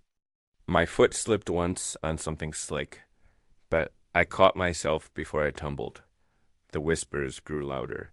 They weren't just around me now, they were inside my head, crawling through the cracks of my mind like centipedes. I reached the bottom. It was a basement unfinished, damp, and crumbling. In the center sat a circle of stones, each one carved with the same symbol, an eye surrounded by teeth. Something was bound inside the circle. A figure, its limbs long and thin, its head bowed as if in slumber. But I knew the truth. It was awake, and I knew I was here. The moment my foot crossed the edge of the stone ring, its head snapped up. And it looked just like me. Same face, same eyes. But its mouth stretched impossibly wide, revealing row after row of jagged black teeth. It smiled. It grinned at me, my own face, stretched and distorted, smiling wider than any human mouth should. The dim light flickered around the basement, but the creature's eyes remained fixed on mine. They weren't just looking at me. They were looking through me. I couldn't move. I couldn't blink. Its gaze held me in place like a nail driven through my skull. Then it spoke, but not aloud. Its voice was inside my head. You finally made it home. I staggered back, nearly tripping over one of the carved stones that made up the ritual circle. I didn't dare break it. I didn't know what would happen if I did. The journal was burning hot in my hands again. The cover was no longer blanket, now bore a sigil that pulsed with faint blue light. The creature's eyes flicked toward it, and for the first time, its grin faltered. They hated the journal. I tightened my grip on it instinctively. What? What are you? I managed to stammer. It tilted its head. My head. I'm what watches when you're alone. What walks behind you when you think no one's there? What waits in the places you forget? It stood. The long limbs crackled like dry branches as it rose to its full height, at least 8 feet tall, its frame impossibly thin, swaying like a marionette. I was born when you took your first step into the forest. The symbols on the stones glowed brighter, and a sudden pressure built inside my skull. Like the creature's presence was expanding, trying to fill every inch of the room. My knees buckled. I dropped to the floor. The journal fell open beside me, pages fluttering violently until they stopped on one covered in black ink and frantic scribbles. One word had been written over and over again in blood red. Anchor. The air shifted. Something clicked inside me. The journal wasn't just a record. It was a tether, a binding. And I was its new anchor. The creature hissed, sensing the change. You can't hold me here forever, it said, stepping toward the edge of the circle. I looked down. My foot was inches from breaking the line of salt and etched stone. One wrong step, and the thing would be free. I forced myself to crawl backward, keeping my eyes locked on the monster. It mirrored my movements, crouching low, its grin slowly returning. Then I saw something else, photographs scattered around. The circle, partially buried in the dirt floor. I grabbed one. It was me walking through the forest. Another showed me in the cabin, another standing in this basement. Each photo was time-stamped. Each one marked a moment I'd been watched. This thing had been following me for days long before I ever took the shortcut. It had been waiting, luring. The journal snapped shut with a loud thud, and I felt it vibrate in my hand. Another symbol burned itself into the cover, and I could feel something stirred deep inside my chest. Not fear, not quite. Resolve. I stood up. I'm not your anchor, I said. Not forever. The creature's grin twitched. Its mouth opened wide, wide enough to unhinge its jaw like a snake. A low, guttural growl filled the air, rising to a shriek that shook the foundations of the cabin above. Then we'll make you break it. The stones around the circle trembled. Cracks began to form in the earth, thin veins of darkness spreading out from where it stood. The creature lunged forward, slamming against the invisible wall that held it back. I stumbled, but didn't fall. The journal vibrated again. I flipped it open instinctively, and words appeared across the glowing page. Bury it. The woods will take what it gave. I didn't have time to think. I ran to the corner of the basement where the earth was soft. With my bare hands, I began digging. The whispers returned, louder now, screaming in protest. Dirt clawed at my fingers, but I didn't stop. Behind me, the creature thrashed against its prison. Don't do this. You're already mine. My hand brushed something solid beneath the earth, an old wooden box, engraved with the same sigils from the journal. I yanked it free, flung open the lid, and shoved the journal inside. The instant I closed the lid, the basement erupted with a deafening crack. The stone shattered. The air turned to fire. And then silence. The creature was gone. Not destroyed. Not dead. Bound.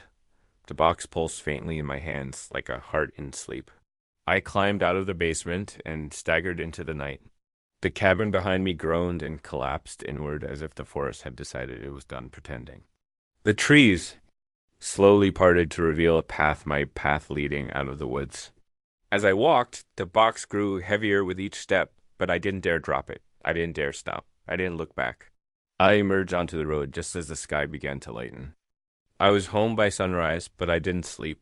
The box sits beneath my bed now, pulsing faintly at night, whispering still. Because the journal was right, the woods never let go. Days passed. I told no one about what happened. What could I say? That I was chased through the woods by something wearing my face? That I locked it in a wooden box with a glowing journal and buried it beneath a ruined cabin? They'd call it trauma, hallucination, or worse, they'd want to go looking for proof, so I stayed quiet.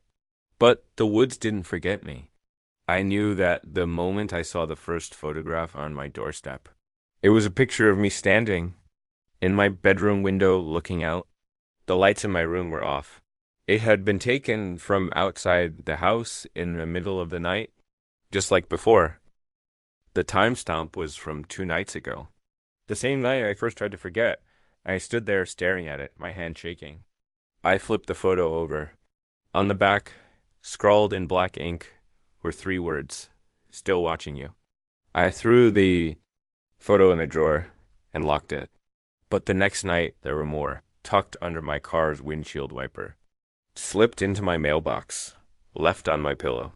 Every one of them taken from closer and closer angles.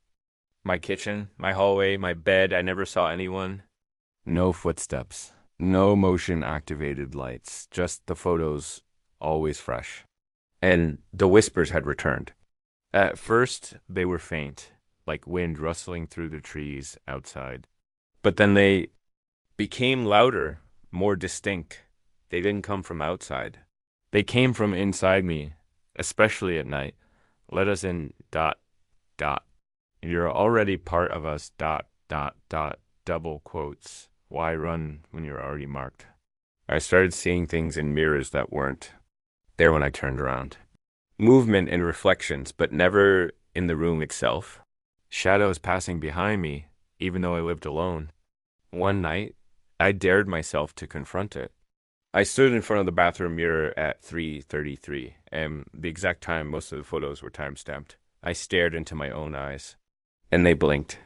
Back out of sync, my reflection smiled. I didn't. I turned and fled from the room, my blood turning to ice. But when I looked back, the mirror was empty, completely empty. Not a reflection of me, not of the room, just void.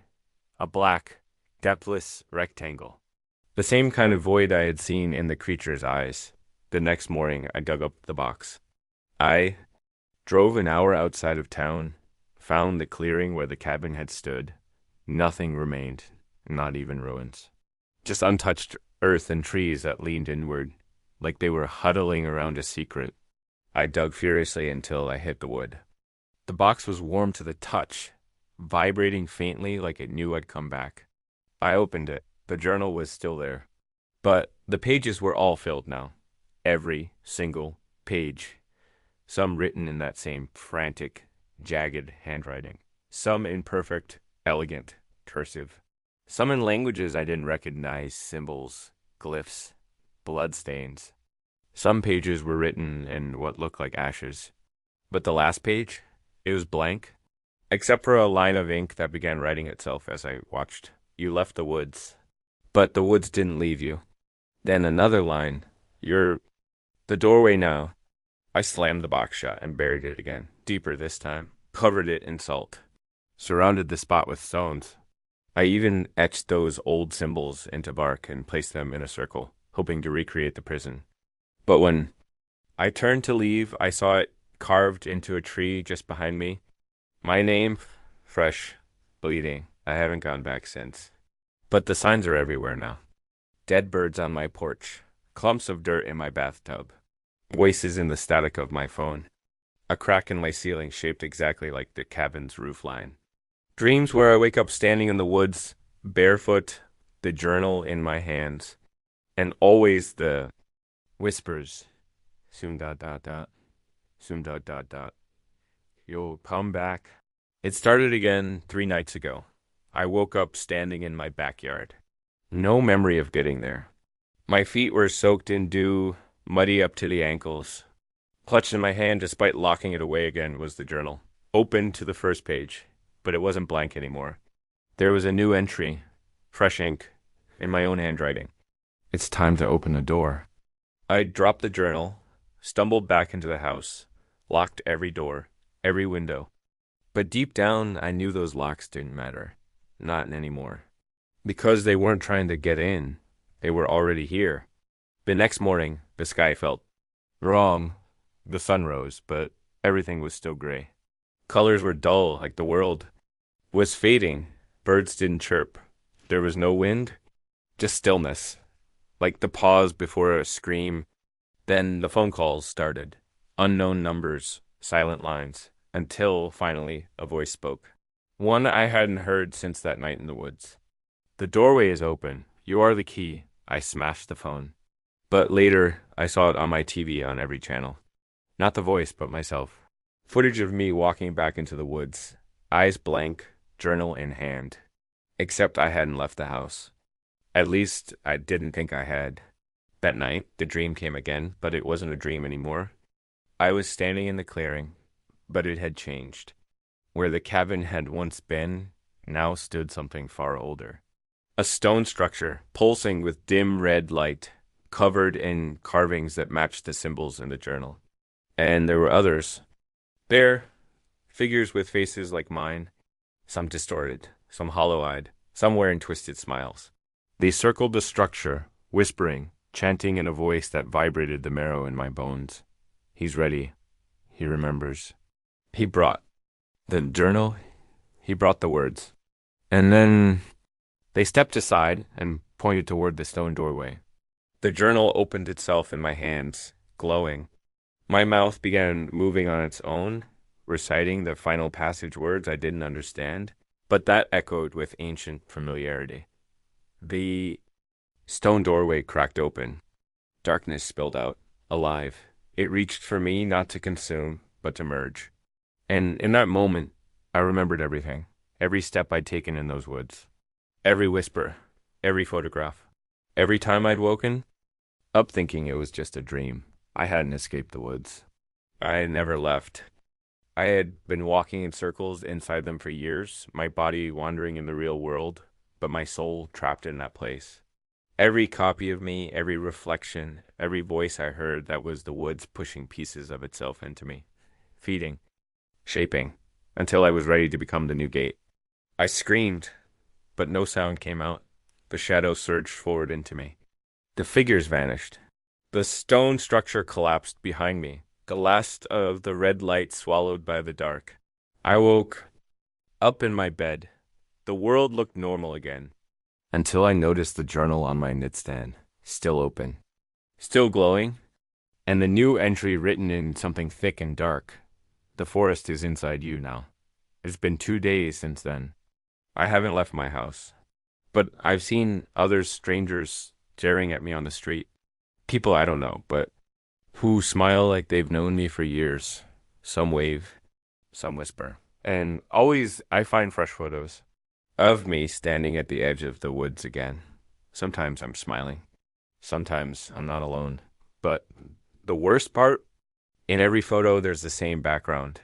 That ancient stone doorway, waiting for the next soul.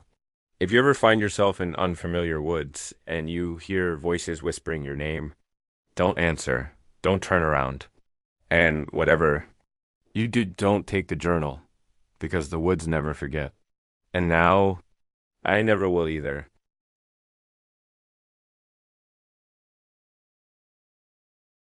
When I first moved into the apartment, it was supposed to be a clean slate. A new job, a new neighborhood, a fresh start. The building was old, short creaky floors, thin walls, and windows that whined when the wind got too aggressive. But I didn't mind. It had character, a certain charm. I told myself the unease I felt was just part of adjusting to a new place. But even in those early days, I noticed something I couldn't quite explain. It wasn't anything big at first, just dot dot. A feeling, that feeling like I was never truly alone. The first few nights, I chalked it up to nerves and unfamiliar sounds. The occasional thump in the middle of the night, old pipes, the subtle creak of floorboards when I was lying in bed, the building settling. But then came the footsteps. Not from the hallway outside my apartment, but from above me. Slow, deliberate pacing. Footsteps that started around 2 or 3 a.m. and lasted for maybe 15 minutes. But here's the thing, I lived on the top floor. There was no one above me. I even went to the building manager about it. He gave me this puzzled look and told me the attic was sealed shut. Nothing but insulation and cobwebs up there. I laughed it off, pretended I wasn't creeped out, and went on with my week. But I couldn't unhear those sounds like someone or something was walking just above my ceiling every night. It wasn't until the chair moved that I finally snapped. It was a Tuesday morning. I had gone to bed late the night before, too. Wired to sleep. I woke up groggy, staggered into the living room, and froze. One of the chairs from the dining table had been pushed out, turned at a slight angle, facing the window. It wasn't like that when I went to bed. I lived alone, and I didn't entertain guests, not on a Monday night. I stood there for a long time, just staring at it, trying to find an explanation. Maybe I bumped it accidentally before going to bed. Maybe I didn't remember, but deep down, I knew that wasn't it. Something had changed. That day, I bought a security camera. Nothing fancy. Just a single unit with night vision, motion detection, and a live feed I could monitor from my phone. I positioned it in the living room so it would capture the entire space, dining area, window, front door. I wanted to prove to myself that there was a logical explanation. That nothing weird was happening. The first night, nothing. The second, nothing. Just regular footage, me coming home, turning off the lights, tossing my keys on the counter. A few flickers of light when cars passed outside. Some shadows stretching across the floor, but nothing strange. But on the third night, everything changed. At exactly 3 a.m., my phone buzzed. A motion alert. My heart jumped, but I tried to calm myself. Maybe a shift in the curtains or light from a car outside. I opened the app, the live feed loading slower than usual. The camera displayed my living room, bathed in faint moonlight spilling through the blinds. The space was still. And then it appeared. A tall, gaunt figure, barely visible, stood perfectly still, by the window. I stopped breathing. It wasn't a shadow. It wasn't a trick of the light. It was a person, or dot dot dot something, thin and unmoving, its form dark against. The pale wall behind it, its arms hung loosely at its sides, head slightly bowed, like it had been watching me sleep all night. And then, without moving, it turned its head. Not fast, not jarringly. It just slowly turned, as if acknowledging the camera. As if acknowledging. The feed cut to black. I sat there on the edge of my bed, my hands numb, the phone still in my lap. I must have stared at the blank screen for 10, maybe 15 minutes. My brain couldn't catch up to what I had just seen.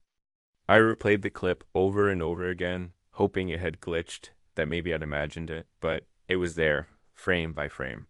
First, the empty room, then the figure, then the turn. The look, then nothing. I couldn't sleep.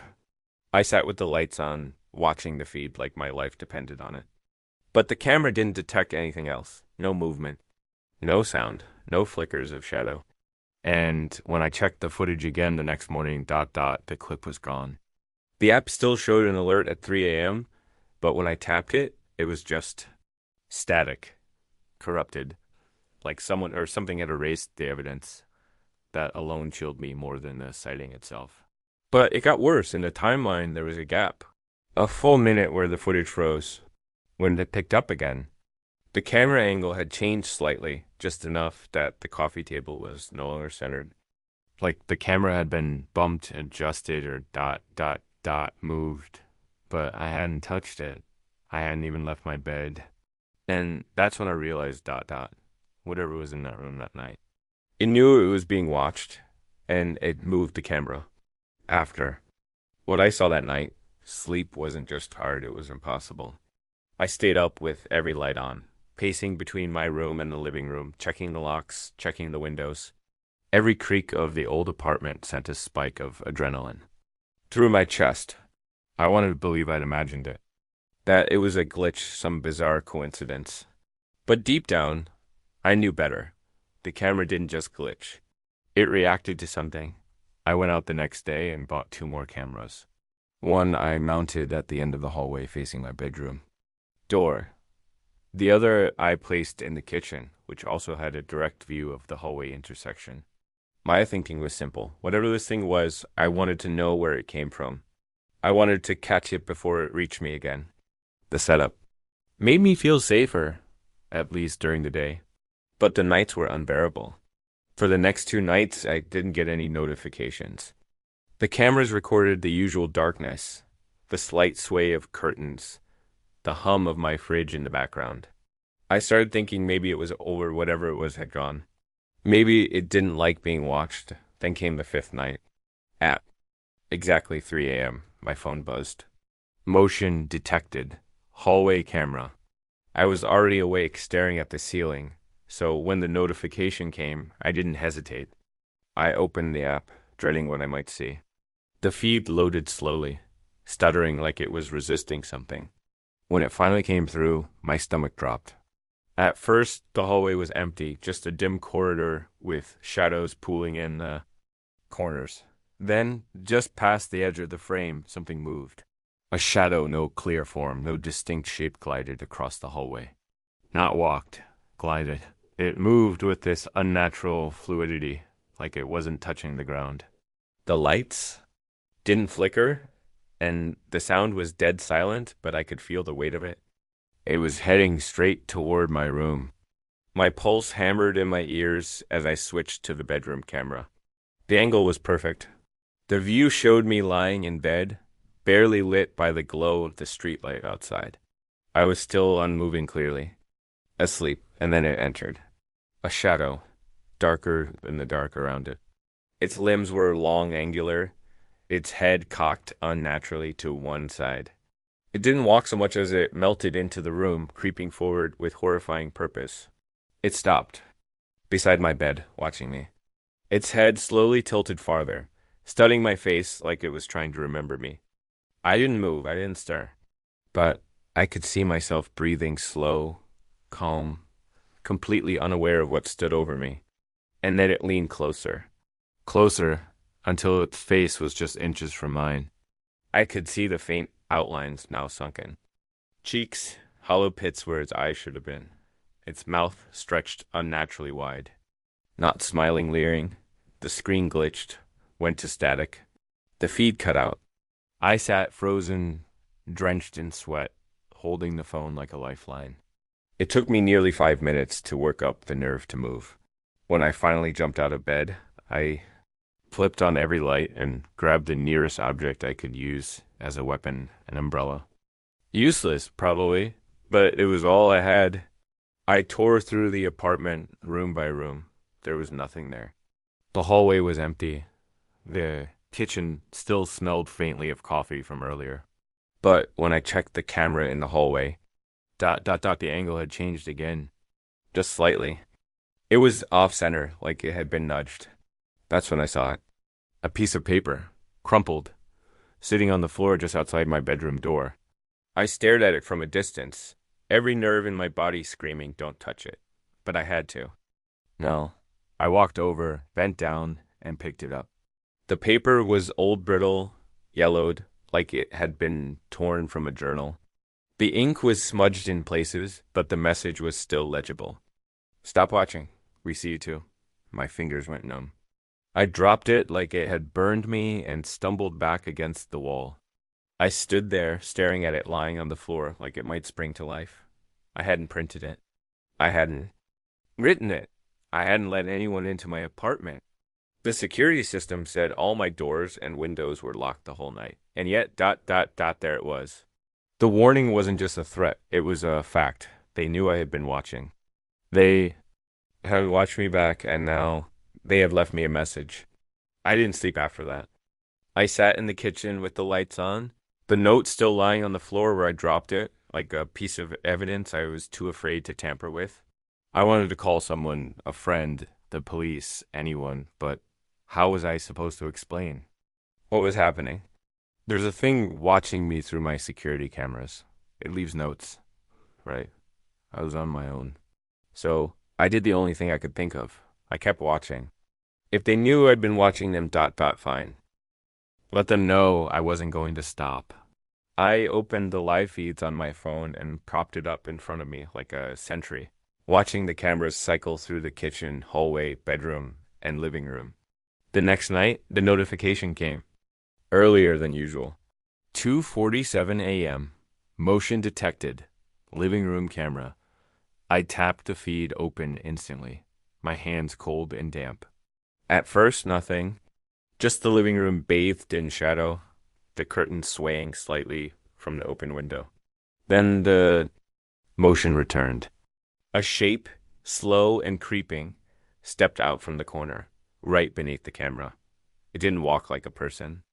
It flowed like it was being poured from the ceiling. A shape made of shadow, limbs too long, head hanging low. It paused. And then it looked up, straight into the camera lens. It knew I was watching. Its face was wrong. There was no real face, just the impression of one. Empty sockets, a stretched mouth that didn't move, but I could still feel it smiling. It raised a hand-long skeletal fingers and placed one to where its lips would be. Sure. I recoiled, bile rising in my throat. Then it moved, slowly, methodically, toward the camera. My screen glitched, the feed turning to static with each of its steps. The lights in the living room flickered wildly. For a moment it looked like the walls were breathing, expanding, and contracting in rhythm with the thing's steps. The closer it came, the worse the distortion became. Right before the feed cut out, its hand reached toward the lens and black screen. The entire camera feed died. No static, no flicker. Just pure black. I stared at the screen, waiting, hoping it would come back. It didn't. Instead, all the lights in my apartment shut off. Every single one. I sat in the pitch dark, my phone now unresponsive. Even the flashlight app wouldn't turn on. Then, from the hallway, I heard it, whispers. Not outside the walls. Inside. Voices low, urgent, moving in a circle around my apartment. They weren't saying my name. Not anymore. They were whispering in some guttural, twisting language I couldn't understand, but I didn't need to. The tone alone was enough to send icy dread into the pit of my stomach. I slowly stood, using the faint light of the city leaking through my window to navigate. Every step I took creaked, and every creak was met by an echo from deeper in the apartment, as if something was mimicking me. When I reached the hallway, I felt it before I saw. It had presence, standing just beyond the corner, hidden in the dark. The whispering stopped, and something breathed in, long, wet, and deep. I had backed away slowly, then my phone buzzed again. Not a call. Not a notification. A live stream from my own camera app. I hadn't started it. I hadn't opened it. It just began on its own. My trembling fingers brought it to my face. The feed was from the kitchen camera. The room was empty at first. Then a tall, twisted shape stepped into frame. The same one. But now it wasn't alone. Dozens of shapes, dark, writhing, emerged behind it, slowly filling the kitchen. Some were crouched, others crawling along the ceiling, all of them watching the camera, watching me. And then, one by one, they began to tilt their heads in unison, pressing their fingers to their lips. My breath caught. The whispering returned, but not through the apartment. Through the phone speaker, they were whispering into the camera, speaking to me, telling me they saw me, telling me they were already inside. The feed cut out. My phone powered down entirely. That was 2 days ago. I haven't gone back to the apartment since. I didn't sleep that night. Hell, I didn't even lie down. I stayed in my friend Mason's guest room, every light on, my back pressed against the headboard, phone in my lap like a loaded weapon. But it was dead completely unresponsive since the stream. I tried charging it, resetting it. Nothing worked. It was like whatever had spoken through the feed had fried it from the inside, or claimed it. Mason didn't ask questions. He just handed me a blanket, muttered something about insomnia, and left me alone. I could tell he sensed something was off, but I think he assumed I was going through some kind of breakdown. Maybe I was. At 3 a.m. again, I woke up gasping. For air, not from a nightmare, from the cold. The entire room had turned frigid, my breath puffing out in little clouds, even though the heat was cranked all the way up. I sat up, heart already hammering, and that's when I noticed it. A low, rhythmic sound, like fingernails dragging across wood. It was coming from inside the walls. Scratch, scratch, scratch. I'd pressed my ear against the plaster. The sound was there, faint, but undeniably real. Scraping, dragging, moving. I pulled away, only to notice something else. The mirror across the room.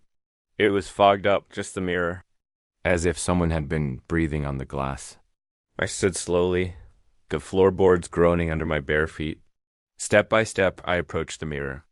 The fog began to fade, but not before I saw something written across the surface in finger smudges. Wherever you go.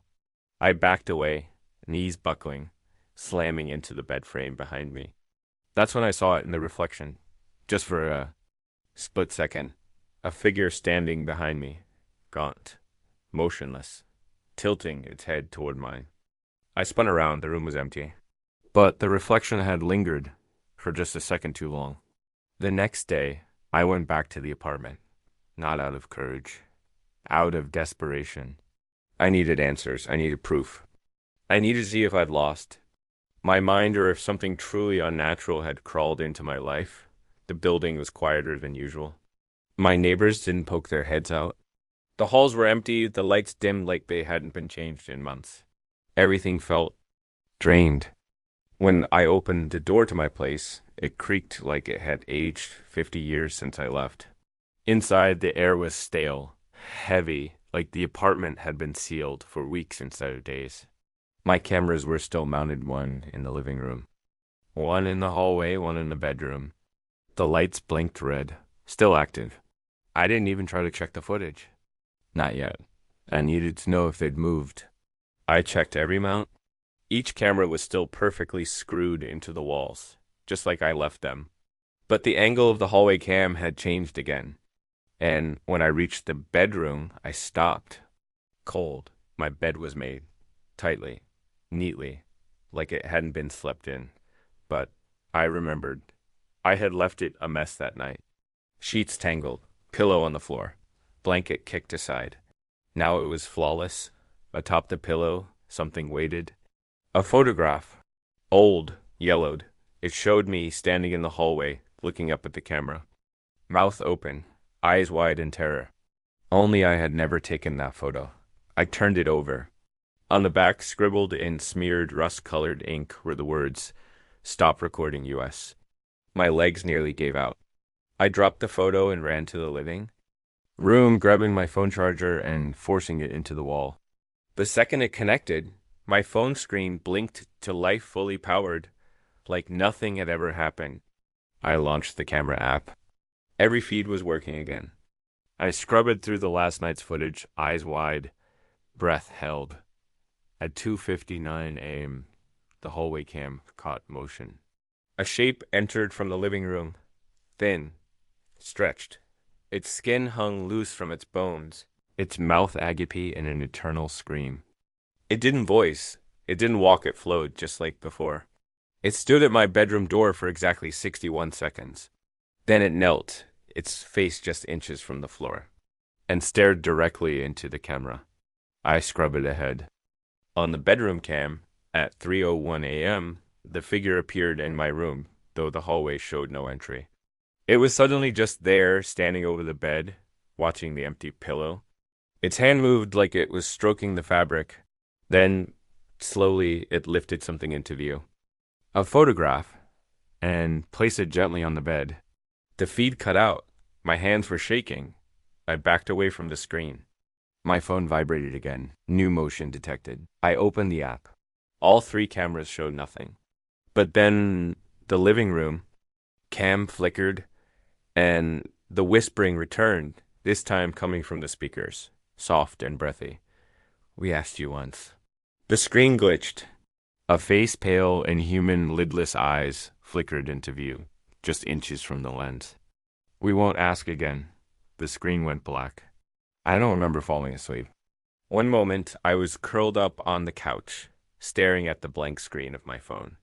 The next, I was waking up to complete silence, not morning birds, not traffic, not even the soft hum of the refrigerator. Just dead, suffocating silence. I sat up, immediately alert.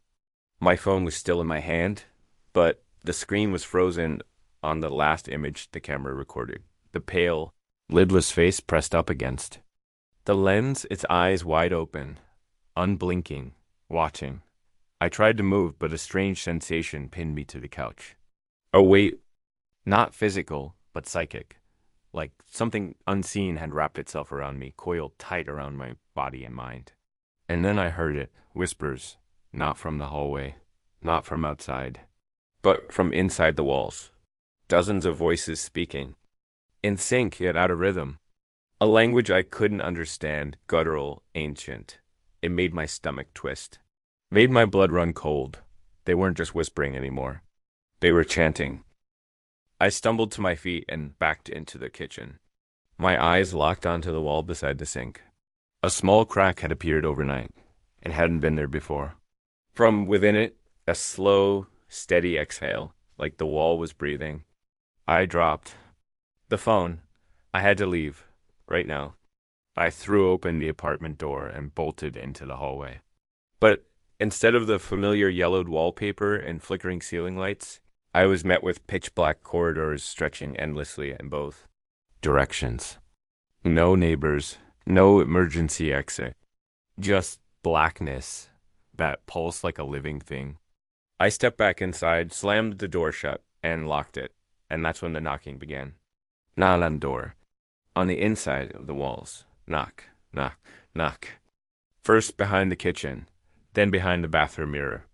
Then from inside the hall closet. Always 3 knocks. Always closer. I backed into the living room, heart thundering, and tripped over the corner of my rug. My head hit the floor, hard.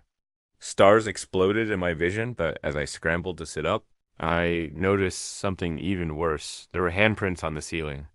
Dozens of them. Long-fingered, blackened smudges pressed into the paint, as if something had been crawling above me while I slept. I didn't scream. I couldn't. My throat was locked, dry, frozen with terror. Then my phone buzzed. I picked it up. Motion detected. Bedroom camera. I hesitated, but opened the app anyway. The feed was pitch black, just static. Then the screen flashed. Something lit up the room. A burst of movement. In the center of the frame stood me, or something that looked like me. It stared straight into the lens, its jaw hanging low, too low, like it had been unhinged. Its eyes were black, its skin gray. Bloated, it raised one trembling hand and began to wave slowly, mockingly. Then, in complete silence, its mouth moved. You left the door open. The feed cut out. My actual bedroom was just down the hall. The door was cracked open. I hadn't left it that way. I stood in the living room, shaking, barely able to breathe. My instincts screamed at me to get out, break a window, climb down, the fire escape, run until my lungs gave out. But I didn't move because the whispering started again. This time, right in my ear, not from the walls, not from the speakers, inside my head. I turned slowly.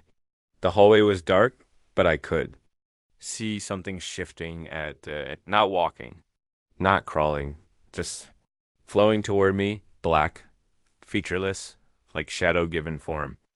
I reached for the front door again, hands fumbling with the lock. But no matter how hard I turned it, the bolt wouldn't budge. It was like it had been welded shut. The whispering turned to laughter, cruel, mocking, familiar. I spun around and yelled, "What do you want?" Silence. Then a voice answered. But it was my voice, from inside the hallway. Perfectly mimicked, like a recording of my own words, repeating over and over. "You installed the camera.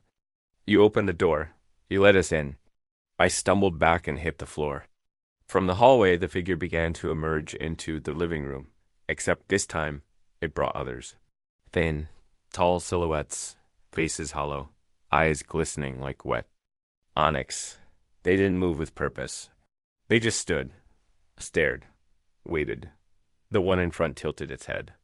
Then it whispered, "No more cameras, only us now." I blacked out. I don't remember what happened next. When I woke up, it was morning. Sunlight poured through the windows. The apartment looked normal again. Quiet. Still. But the cameras were gone. Ripped from the walls. Wires frayed. Screws scattered on the floor. And on the bedroom mirror scrawled in black ash were the words, "Eyes closed, mouth shut, no more watching." The sun rose like it always did, but it meant nothing to me now. I sat on the edge of my bed, staring at the bare wall where the bedroom camera used to be. All that remained were gouges in the plaster, claw-like scratches carved in frantic, uneven strokes. The cameras were gone, but it didn't matter, because the watchers were still here. They didn't need devices anymore. They didn't need screens. They were inside now behind the walls, under the floorboards, in the corners of mirrors where light bent wrong. I could feel them whenever I blinked. In that half second of darkness, I'd see them, a crowd of silent figures, watching me from a distance too close to measure. Every night since the blackout, I'd tried to sleep. I couldn't. Every time I closed my eyes, I was back there. And that moment when the figure leaned into the camera, when it whispered in my voice, "You let us in." I didn't speak to anyone. I didn't answer my phone. I didn't go to work. My world had collapsed into a single room and 1,000 shadows that refused to leave. But the worst part wasn't the fear. It was the certainty that I was no longer alone, that I never would be again. The whispers had changed. They weren't just voices anymore. They had learned to imitate more. On the 5th night, I heard my mother calling me from the hallway. But she died 3 years ago. On the 6th, I heard my own voice whispering secrets I'd never told anyone. Memories I had buried deep, thrown back at me with cruel delight. By the 7th, the walls themselves seemed to move with breath. The apartment pulsed like a lung, drawing me in, preparing me. I should have run. I should have burned the place to the ground, but I couldn't move. They wanted me here. Tonight, I woke at 2:59 a.m., not to a sound, but to motion. My phone long powered down lit up with a flicker. The screen was cracked, dusty, and dead. And yet it displayed something. The security app. Open. A live feed. I didn't press anything. I hadn't reinstalled it. There was no camera. But the app showed one. Bedroom camera. Live. I stared at the image. It was my room. From the corner. Just like before. Except I was already in bed. Already laying there. Asleep. I watched myself turn beneath the sheets. Unaware of what the camera saw. Behind me in the video, the closet door creaked open, and something stepped out. It wasn't a gaunt figure. It wasn't the shadow creature with the wide eyes and crooked smile. It was me. Another me, but wrong. Stretched too tall. Skin pale and tight like wax. Mouth hanging open, leaking a thick, black mist. It stood at the edge of the bed and bent. Down over my sleeping self, watching, studying. Its mouth began to move slow and wide, as if swallowing something I couldn't see. The screen pulsed. Static blurred the image. And then it looked up, straight at me, as if it knew I was watching again. My real eyes, awake, sitting here, and it smiled. The real me sitting there with the phone began to choke. Not on fear. On smoke. Black, inky smoke pouring from my mouth, rising toward the ceiling in twisting spirals. I couldn't move. Couldn't scream. And on the screen, the figure slowly crawled into the bed, slid under the sheets. Nestled against the back of my sleeping self, it whispered something. I couldn't hear it. But I felt it vibrate through my body like a sickness. And then the video feed went black. I gasped for air. The phone clattered. To the ground, the smoke stopped, but when I looked up, the mirror across the room was no longer reflecting me. It was showing the camera feed. Live. Right now. My body asleep. My other self curled behind me still, staring straight out of the screen. I backed away from the mirror. My reflection didn't follow. It just stayed frozen in place, watching me. A single message scrolled across the bottom of the glass, like a live broadcast caption. You should never have looked. Now we always do. I haven't slept since. I unplugged everything. I smashed the mirrors. I turned off the breakers, broke the lights, covered the windows. But they don't need electricity. They don't need glass. They live in the silence now. They live in me. And no matter where I go, no matter where I hide, at 3 a.m., my phone still turns on. A feed I didn't open. A view I didn't ask for. And a message I'll never unsee. We are always watching.